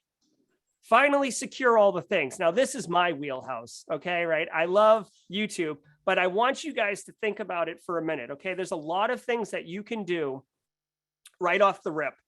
So your YouTube account is hooked to a Google account, right? So your Gmail account. When I launched Simply Cyber, I never had the vision that it was going to turn into what it became. And I'm very grateful of what it's become, but I didn't imagine that. So it's hooked to my personal email account, which I use for like banking and life and stuff like that. It's so if you go to my YouTube account, it actually says Gerald Auger Simply Cyber. When I send emails to people, it says email from Gerald Auger Simply Cyber. So I didn't create that unique account, and for it, I'm paying a little bit of a burden, a little bit of a price. So I would just advise you, if you're gonna create, Eric's gaming channel or Tron's like top tips, or how Michael's mechanic corner, whatever, create a separate Google account for it. It's going to save you a lot of headache and a lot of time down the line as you grow the channel. Multi-factor authentication. Now, if you don't know what this is, really quickly, this is when you log into your Google account or your bank account or your school email or with Twitter, TikTok, whatever, you typically put in a username and a password, right? This is single authentication, single form authentication. Well, in 2022, threat actors, bad guys, I deal with them all the time. They're pretty good at either getting your password by you giving it to them, which it might be hard to believe, but they will give it to you. They can guess it, right? So like, spoiler alert, there's a high probability that you have a password or your main password. It starts with a capital letter. It is then followed by a bunch of lowercase letters, probably a word of some sort. Then it has a couple numbers, and then it has an exclamation point. This is a fairly common way of doing it. So like winter 2022 exclamation point with a capital W at the beginning. Okay. Passwords can be easily guessed. They're involved in data breaches all the time. So if you use the same password, there you go, Evan, nailed it. So hold on, I might even have there we go. So from time to time, people will use the same password across their banking, their social media, their school email. And the problem is when one of those things gets popped, they all got popped, right? And bad guys have scripts that automatically, as soon as they get a password, Facebook, LinkedIn, Twitter, TikTok, Instagram, banking, Chase of America, like just goes through all of them and it reports back which ones it logged into. All of this is a long way to say that the only way to prevent this, oh, it's not going to work as well as I wanted to. Multi-factor. MFA, multi-factor. Long story short, guys, any account in 2022 that you go to log into, go to the security settings, look for multi-factor, dual factor. There's something around there. And it'll either be, they send you a text message, they send you an email, they send you, you get a 6-digit app on your phone that rotates 6 digits, which is really the best of all the options. Whatever it is, you need to put multi-factor on it. Now, as a quick public service announcement, put it on your email, put it on any banking accounts you have. Those are really the two biggest ones, especially email, because guess what, guys? When you forget your password to your Google account or to your banking account or to your TikTok account, do you know how password reset works? They send you an email.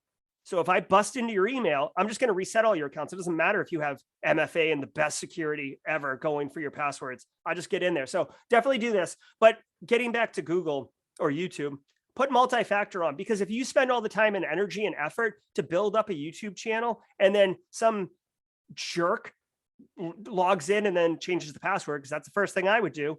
Not that I'm a jerk, but if I was pretending to be a jerk, and then change the password and then either ransom it back to you or post inappropriate videos so your channel gets banned, or just straight up delete your channel. It depends on what the threat actor is trying to accomplish. But at the end of the day, multi-factor, I spend so much time on this because it's so important. Okay. Next thing is permissions. Now, if you grant me the opportunity really quickly, this is my YouTube channel right here. Okay. This is my YouTube channel. If you go down to settings, you will eventually get to this point, guys, right? These are my moderators. So I have given access to my channel to these individuals to operate on my behalf. They can't post videos, but when I live stream, when I do other things, they can boot people, they can ban people. I have trust in these people.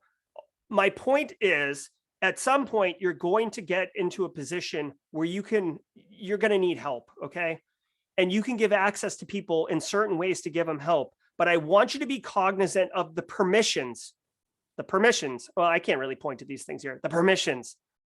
What are you giving them access to? Is it enough for them to do the job? Do not, basically, don't give them all the access to everything. Because today, Tron is my friend. Tron invited me to come here and talk to you guys. Tron, I think I screwed up the timer, so I might be all over the place, Tron, but Tron's my friend. But let's say tomorrow Tron's not my friend, and I've given him full permissions to my YouTube, right?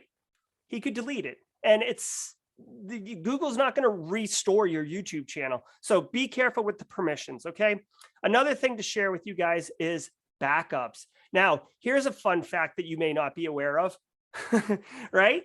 I've had a copyright strike on me. I posted a video on my YouTube on how to build an attack platform to trick people into giving you their credentials, right? So if you want to steal someone's Facebook account, you could do it, right? And maybe it was a mistake posting that. It was for academic purposes, but anyways, YouTube brought it down and they put a strike on it, and I was banned from posting to YouTube for 2 weeks. And if it happened again, I'd be banned for 90 days. And if it happened again, they'd delete my channel. I was outraged because I'm an academic, I'm a scholar, and it bothered me because I was delivering educational value, not teaching people how to make weapons, which is what they claimed I did. All of this is a long way of saying, when you make content, really think about where is that video. So if you're making it on your phone, copy a copy to your Google Drive, own the raw data, because you might be making money off YouTube today, but if they ban your channel, you're done, right? Now, YouTube's the biggest platform for this right now. There are some other competitors and stuff like that. All I'm saying is you want to have original copies of your data, of your videos, of your content, because it'll be huge.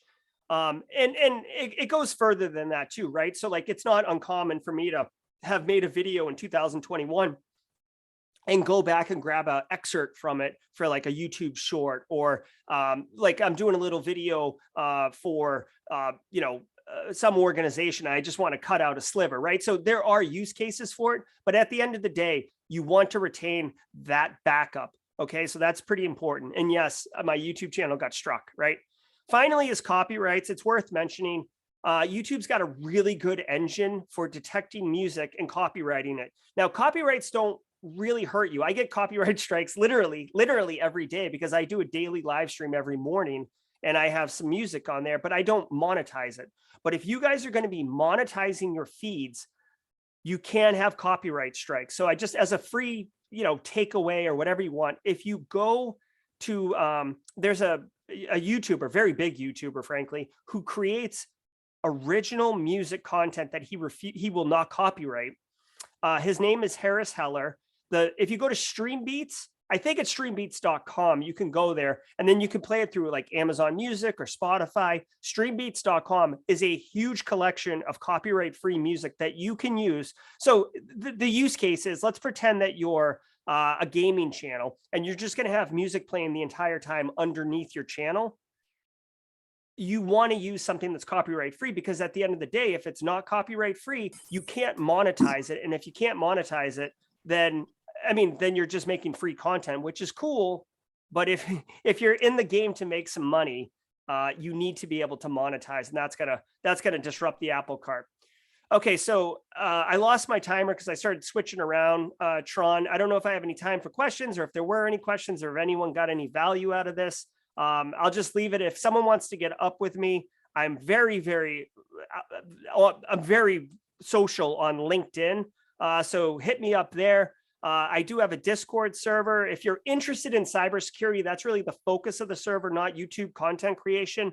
But you can hit me up there. If you go to simplycyber.io/Discord, that's my server. Again, the focus of that community is around cybersecurity, not YouTube content creation. But I do love it. It's a lot of fun. I've been doing it for 2 years, and sometimes it's a grind, but I've really enjoyed it. So don't. I guess the final thing I'll leave you with is find something that you're interested in and lean into it. Okay, that's the big takeaway. I'll step back from the mic for a second here, Tron, if you want to step up, or moderator. Hey, thank you, Dr. Auger. Can we give him some love in the chat? That was a great presentation. I am giving Tron a break right now. He's been talking all day and he talked yesterday, so it's my turn for the night. Yeah, very nice. Very nice. Thank you, Stefan. Yes, sir. Thank you. Again, that was really awesome. I learned a lot. I know some of the students definitely learned a lot, getting a lot of love in the chat. So one thing, I'm going to do the chat raffle. We had a really good question. Learned this one from you. What are the 3 components, students, chat raffle? What are the 3 components that YouTube uses to show you? I didn't even finish the question and I see the answer already. There we go. Joshay Reed, she already got it. Joshay Reed, go ahead and send us your full name and email. Thank you very much. That was a quick one. Didn't even have to get all the way through. All right. Dr. Auger, you were amazing. Really appreciate all the knowledge and tips you gave everybody. Thank you. Everybody follow him on his channels, as he mentioned. And thank you very much. If you can hang around and answer some of the questions in the chat, completely up to you. We would really appreciate that. Yeah, I'll stick around for a couple minutes. Thank you. Thank you. All right, let's keep it moving. Up next, we are going into our next video challenge, another cash prize opportunity. So let me get that up on the screen for you guys. Give me 1 second. And here we go. All right. So our next opportunity is going to be from Broward STEM/Base. They've got 2 sizzle reels for you guys. And afterwards, we're going to hear from Dr. Milenkovic to go over those. So let's get that started.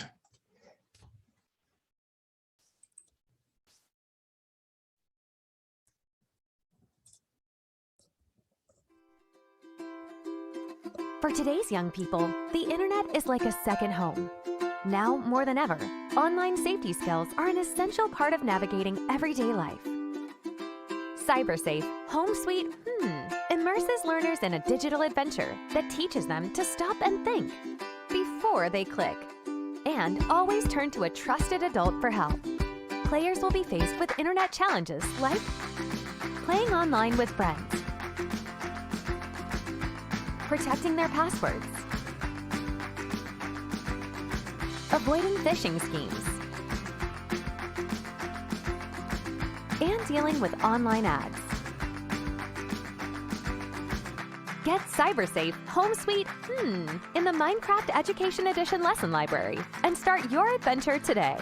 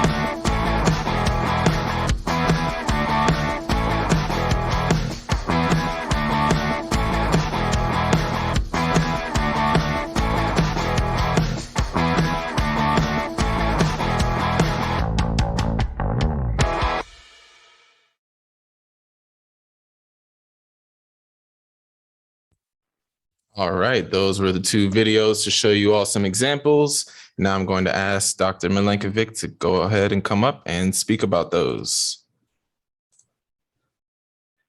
Hello, good evening. I shared some things in the chat. So if you go to the bit.ly, the Broward STEM Challenges bit.ly, which I put in the chat, you'll see that we have challenges right now. We're in quarter 3. I always have to kind of remind myself where we are in the school year. It's all a blur. But if you go to quarter 3, you'll see we have some challenges. One is an art contest for the Youth Climate Summit, which is coming up March 9th, and that's due soon. So get your art on and make something nice for our chat, and then and that will be shown and voted on among all the attendees of the Youth Climate Summit. So grades 5 to 12 students, which will be March 9th and 10th virtually. Select students will come to the Museum of Discovery and Science on April 20th, which is Earth Week. And then we also have a challenge there that from the Florida Panthers. So I saw that there were some Panthers fans, and that's a Minecraft challenge. The Panthers are renovating the War Memorial Auditorium at Holiday Park as a practice facility, and they want your help designing it in Minecraft. So go to Minecraft Education Edition, record your design, do a video, a sizzle reel about your design, and maybe the Panthers will use your design, built in Minecraft, and you'll win prize packages from the Panthers, maybe some tickets, maybe a Stanley Cup. So if you have any questions, ask them. We change the challenges every quarter. So soon there'll be 4th quarter challenges, maybe around spring break time. And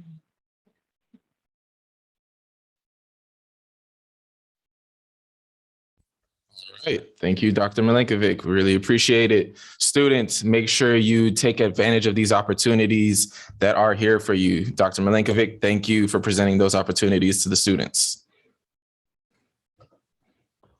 All right. Let's continue to move forward. We've got our next guest speaker. Got our next one. You guys are going to really enjoy this one. We have Sebastian, the chosen one, Burton. He is here for you guys. He is the marketing director for Gold Standard Gaming and an esports director for Meta Arena. So I would like to bring him up and have him take over the stage. There we go. Wow, that was a great introduction. Thank you. You're welcome. How are you doing? You must have been, if you've been dropping that all day, this has been a great event. I hope everybody's having fun. Hey, I just joined in. I'm giving our original host a little break. He's been doing it, so I'm fresh. Yeah, I heard a little bit earlier. So you guys are both pumping it because I thought you were the same person. So let's pump out great content all day. Glad Yes, to be sir. here. That's what we're here for. So let's get started. Sebastian, or the chosen one, how did you get involved in this? How did you get to where you are today? Let's go with that. For me, I started literally in a room in Connecticut on an Xbox 360. I played games way before that, just like most people here. Like I had Sega, I had 64, I had PS2, I had all that.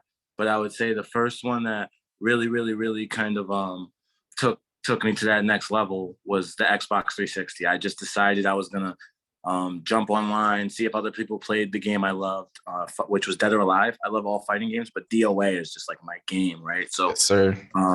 I just wanted to play like-minded people in DOA, and I just like was 15 years old, and I was like, well, I can't drive, but I can take the train. And I went from Connecticut to Wilmington, Delaware, to Philadelphia.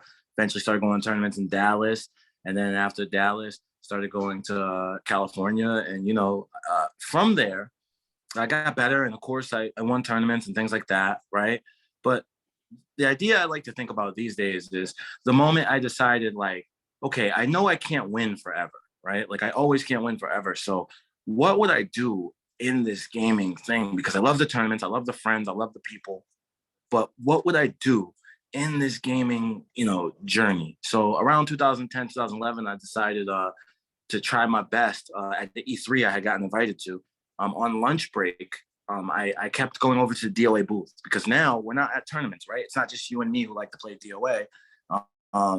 Now it's thousands of people all converging on different products, Xbox, PlayStation, we're all around just enthralled. So on my 30-minute break from what I was originally there for, I ran over to the DOA booth and just became a fan again. It was like, look, I know you guys are going to make a new DOA. I know you guys are going to make a new DOA, and I just want to be a part of it, whatever. And a guy named Sean Cochran, shout out to Sean Cochran. He's over at Amazon now, but he was just at Tecmo Koei Studios, the people who created DOA. And he just called me back 6 months later.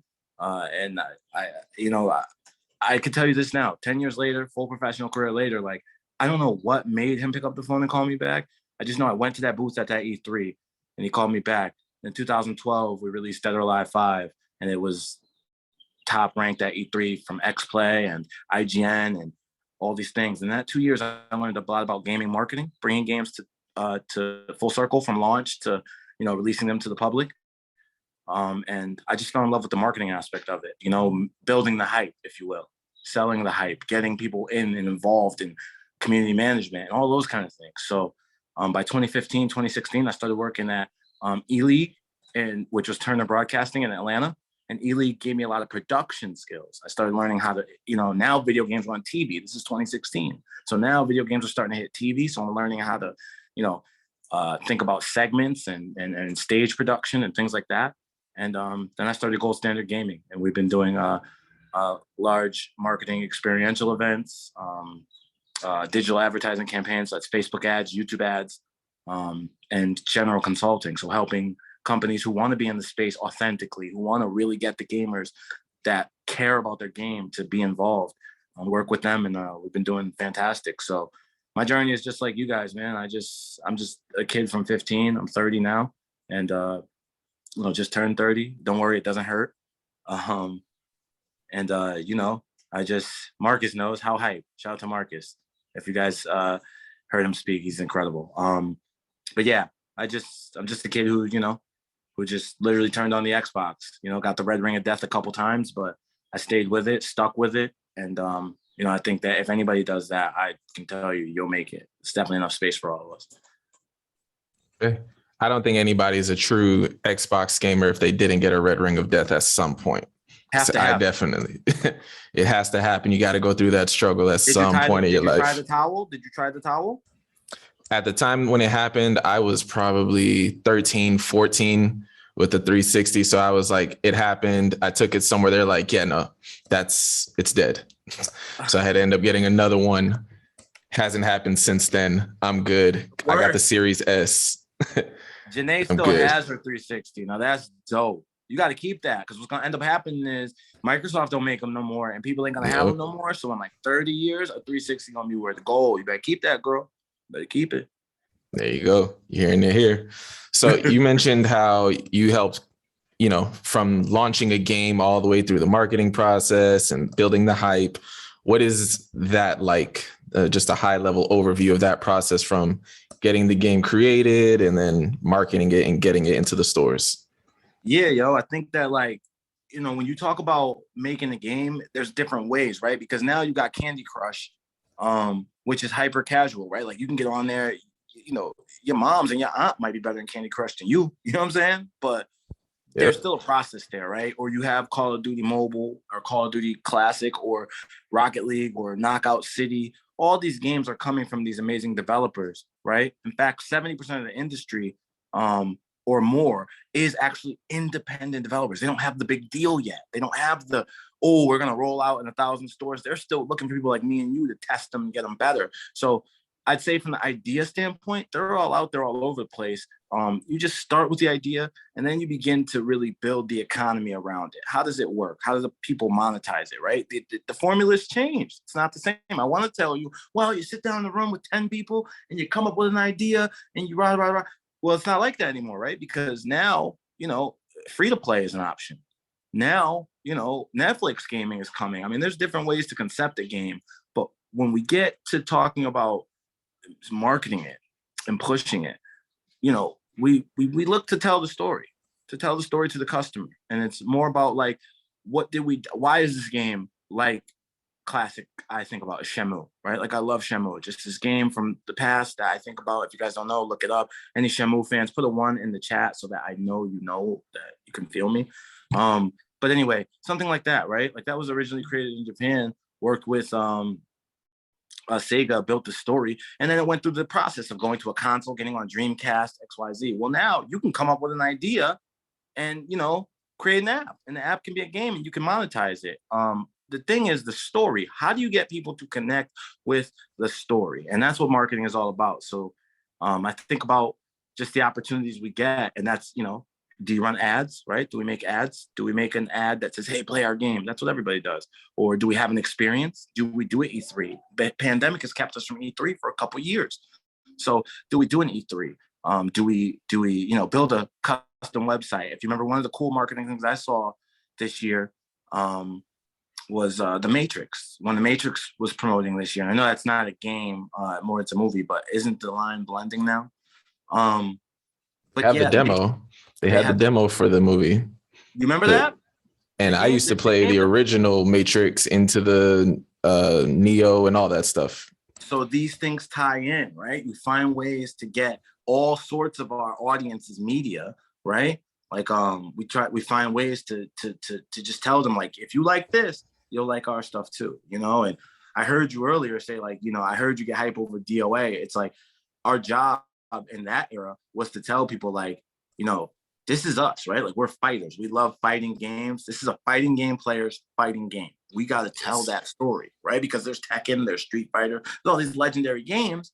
It's like, you got to tell this audience who plays all of them and loves them all, and I know you know what I'm talking about, you know, why play this? Why play this? Like, why spend my $50 I worked hard for on this? You know, or why download your game? My phone's almost full. I only got the 128 gigabyte joint, and now I'm almost full. Why download this? Why delete something else to download this? That's where the marketing comes in, and that's kind of how we, you know, help change minds to give our product a chance. You know what I'm saying? Yeah, I feel you. Let's see. What is a piece of advice you would give to the impressionable minds here, the students? How do they get started? What should they do? Mistakes to look for or watch out, really? I want Stuff to like say, that. I just saw my man Evan put in the chat YouTube, and that's, I mean, it's YouTube University, man. Like, I'm talking about my journey, all that stuff I told you in the beginning. That was 2007, so YouTube was brand new. It still looked like the little TV on the phone. You remember that? Yeah. Still looked like a little TV on the iPhone. Yeah, still like a little TV box. And like, even just back then, one of my great friends, Swoozy, who's pretty big on YouTube now.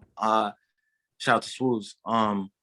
You know, he just always would call it YouTube University. And that was 2008, 2009, 2010. He was like, yeah, I go to YouTube University. And you know, it's just so true, right? It's like, we're in this new age. It's the information age. Don't let that slip past you. Like, we wasn't just 20 years ago. Like, you know, people, oh, your parents go, oh, back in my day, you couldn't even do it.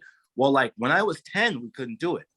Sure. When I was 10, by the time I was 15, YouTube came. By the time I was 25, it was like, what are you doing? You can go on YouTube. That's just me from 10 to 25. It's 15 years. It's not even a long time. 15 years. You guys have all been alive during that. Mostly, if you was little babies, you hear now when we in this age where you could, everything I'm talking about, if you don't believe me, Google me, see if I'm lying, and everything that you want to know, just YouTube it. Start there, because you got to make mistakes. Don't play yourself and think if you don't make mistakes. Evan said, my mom told me selfie was unimaginable. Yeah, you had to take the Canon camera or your little, the little joint you got from CVS. I'm talking about the disposable. And flick yourself and then take it back and get it printed out. You couldn't just do that. Imagine that. You go crazy. But that's how fast things have advanced. And I only say that to say we're in where information is abundant, guys. It's in our fingers. Don't be scared of that.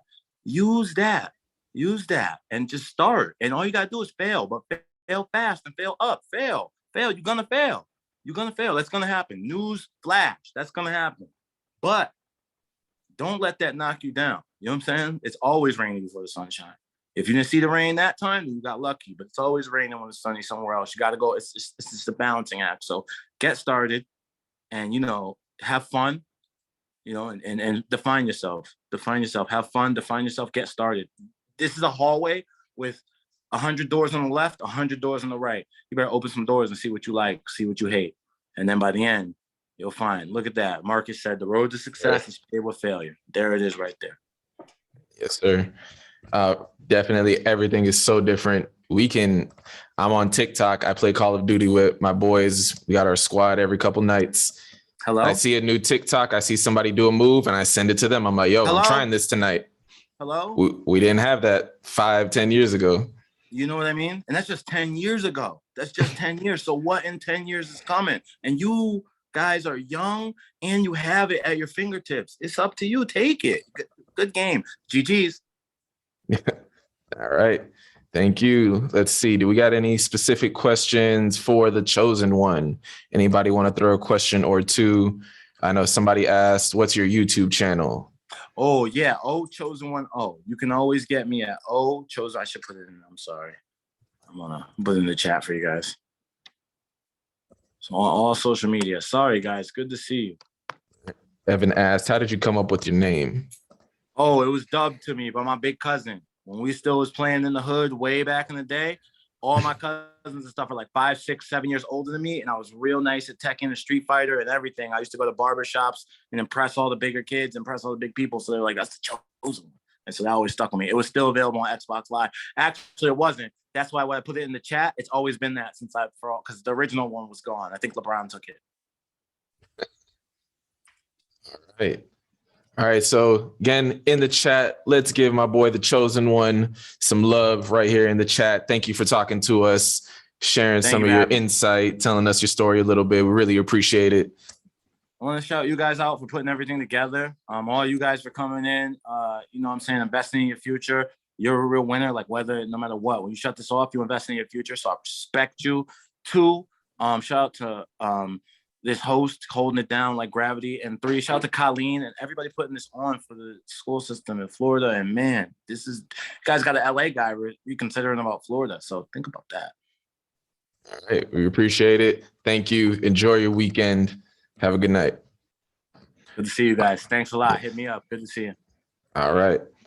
All right. So let's move on to our next topic. We do have another cash prize opportunity internship. Let me get it up on the screen for you guys. There we go. All right. We have an internship opportunity with SEI Wireless. After you watch this video, we are going to hear from Ali Regley, who is the Director of Sales and Marketing for SEI Wireless.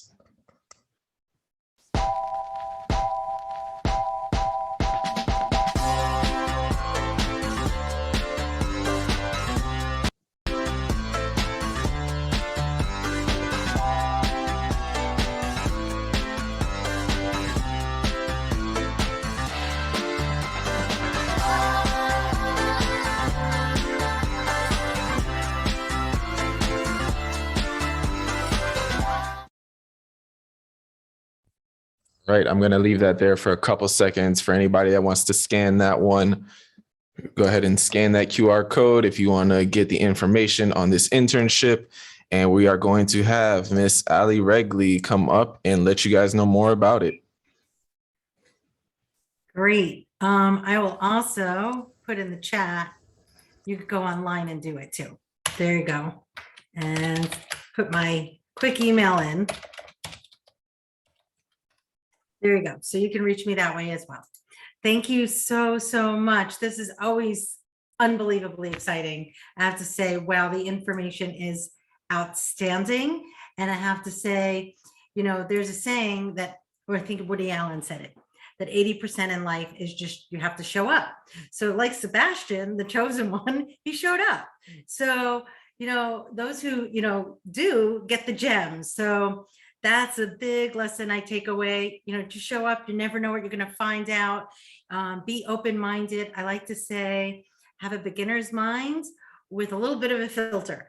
And I keep learning, you know, these programs are amazing, but all this information is so relevant too. There's so much information that's transferable knowledge. So even though I'm not a YouTuber, right? Makes me want to become one after listening to this. And God knows I watch a lot of YouTube's videos. It gives me some insight.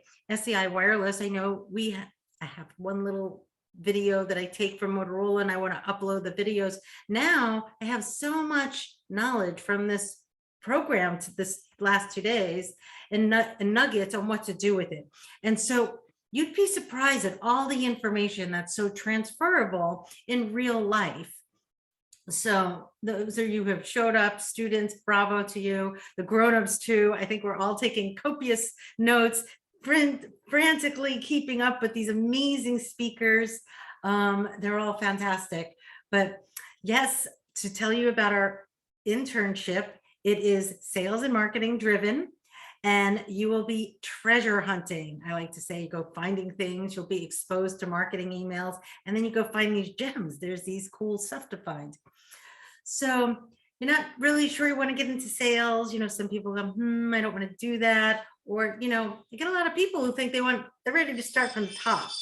And what I really liked, you know, Don yesterday shared, you know, you got to grind it. You got to make it happen. And how long did he work? And he wasn't making any money. He just felt that passion. He knew it. So you do have to start from the first step.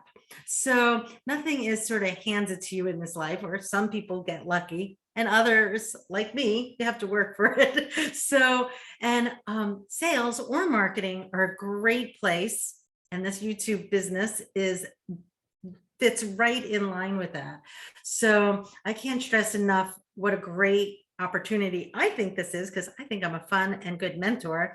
We've done about 6 interns with Chapel Hill, Penn State, and a few other colleges, Broward County Public Schools, as well as NAFTE. And what great experiences everyone had. I had, the students had, but most importantly, they leave with real life learning experiences.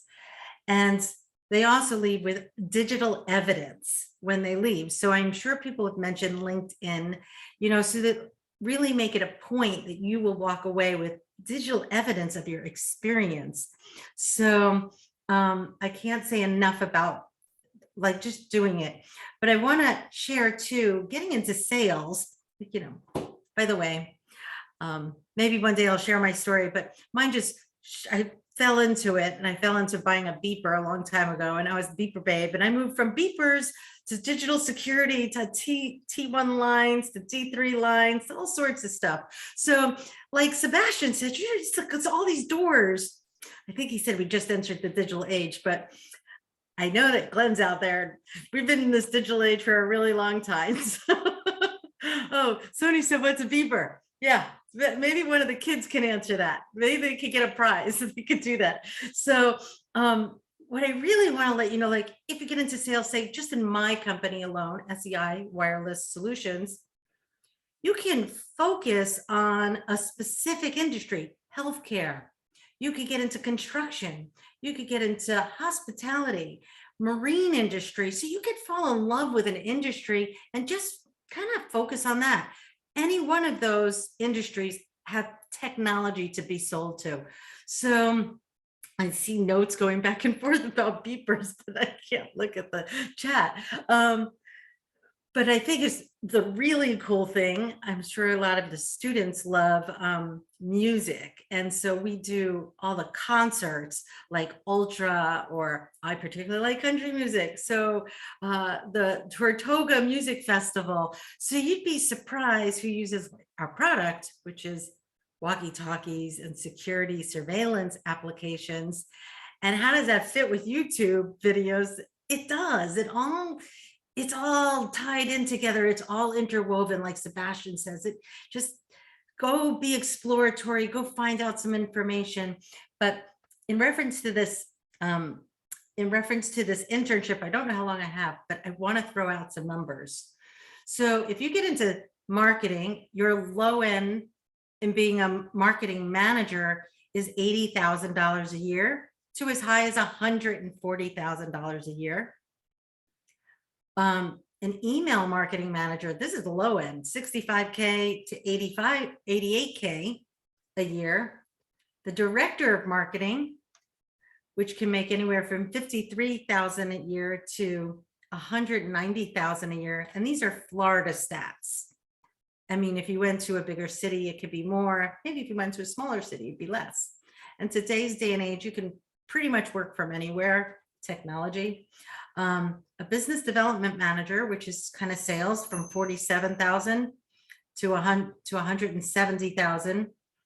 The marketing technology manager, that's all these things. I call it technology stack. That's the thing I really love the most. You know, so the Beeper Babe went through all those different pieces of technology and tied them together.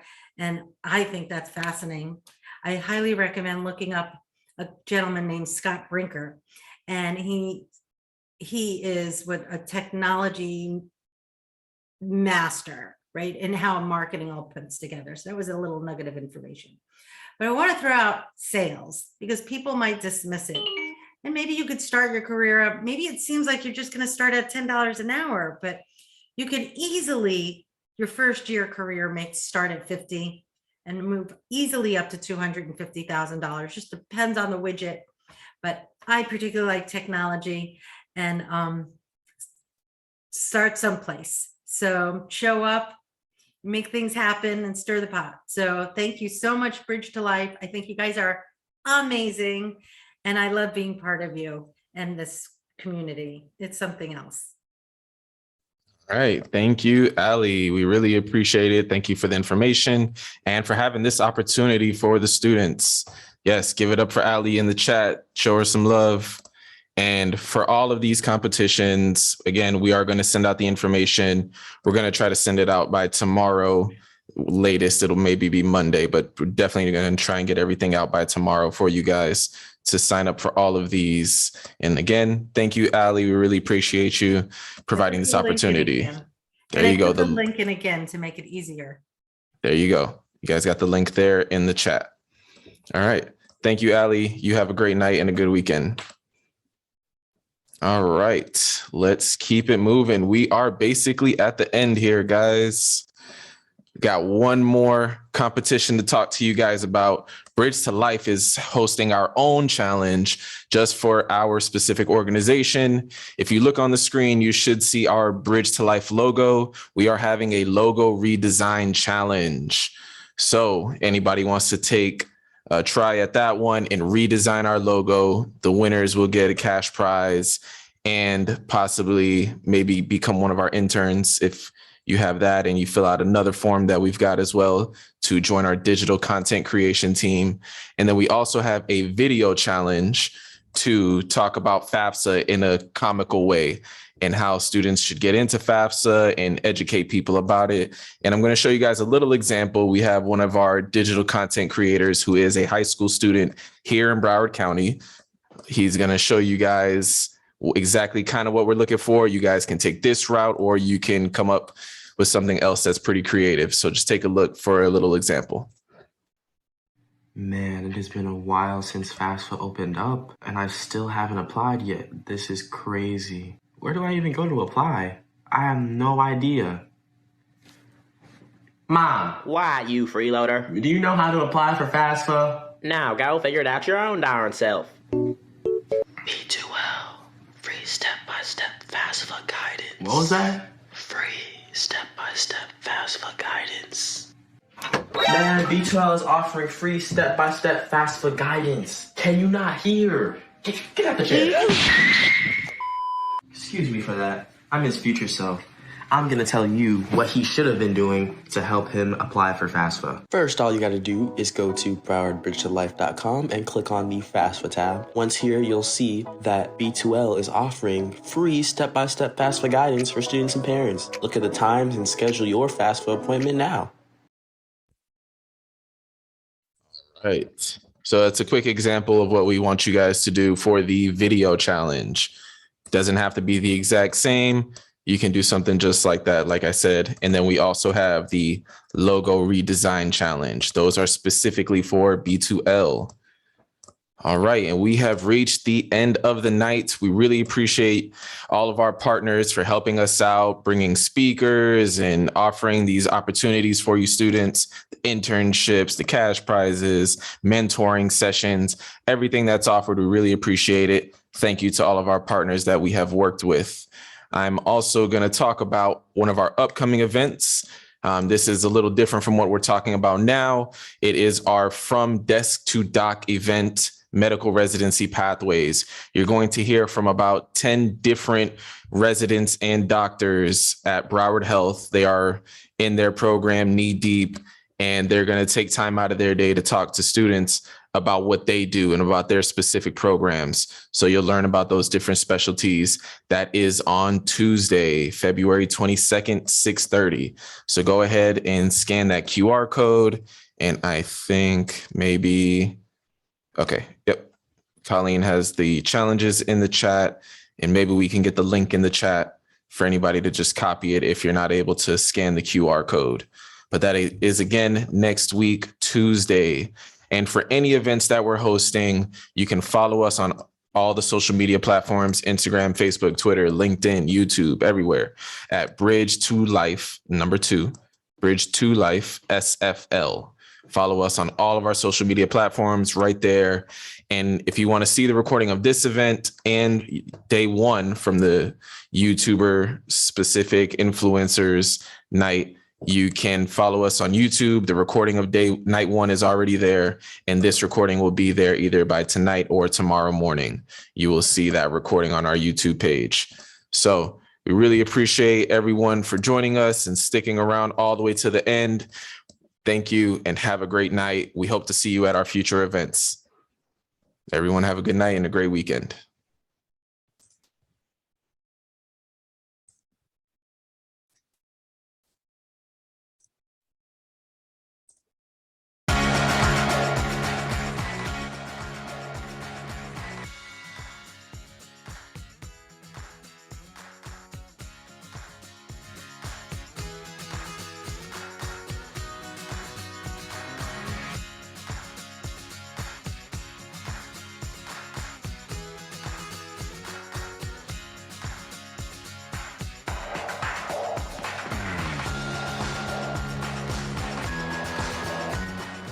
Thank you, Marcus Howard, for staying all the way to the end.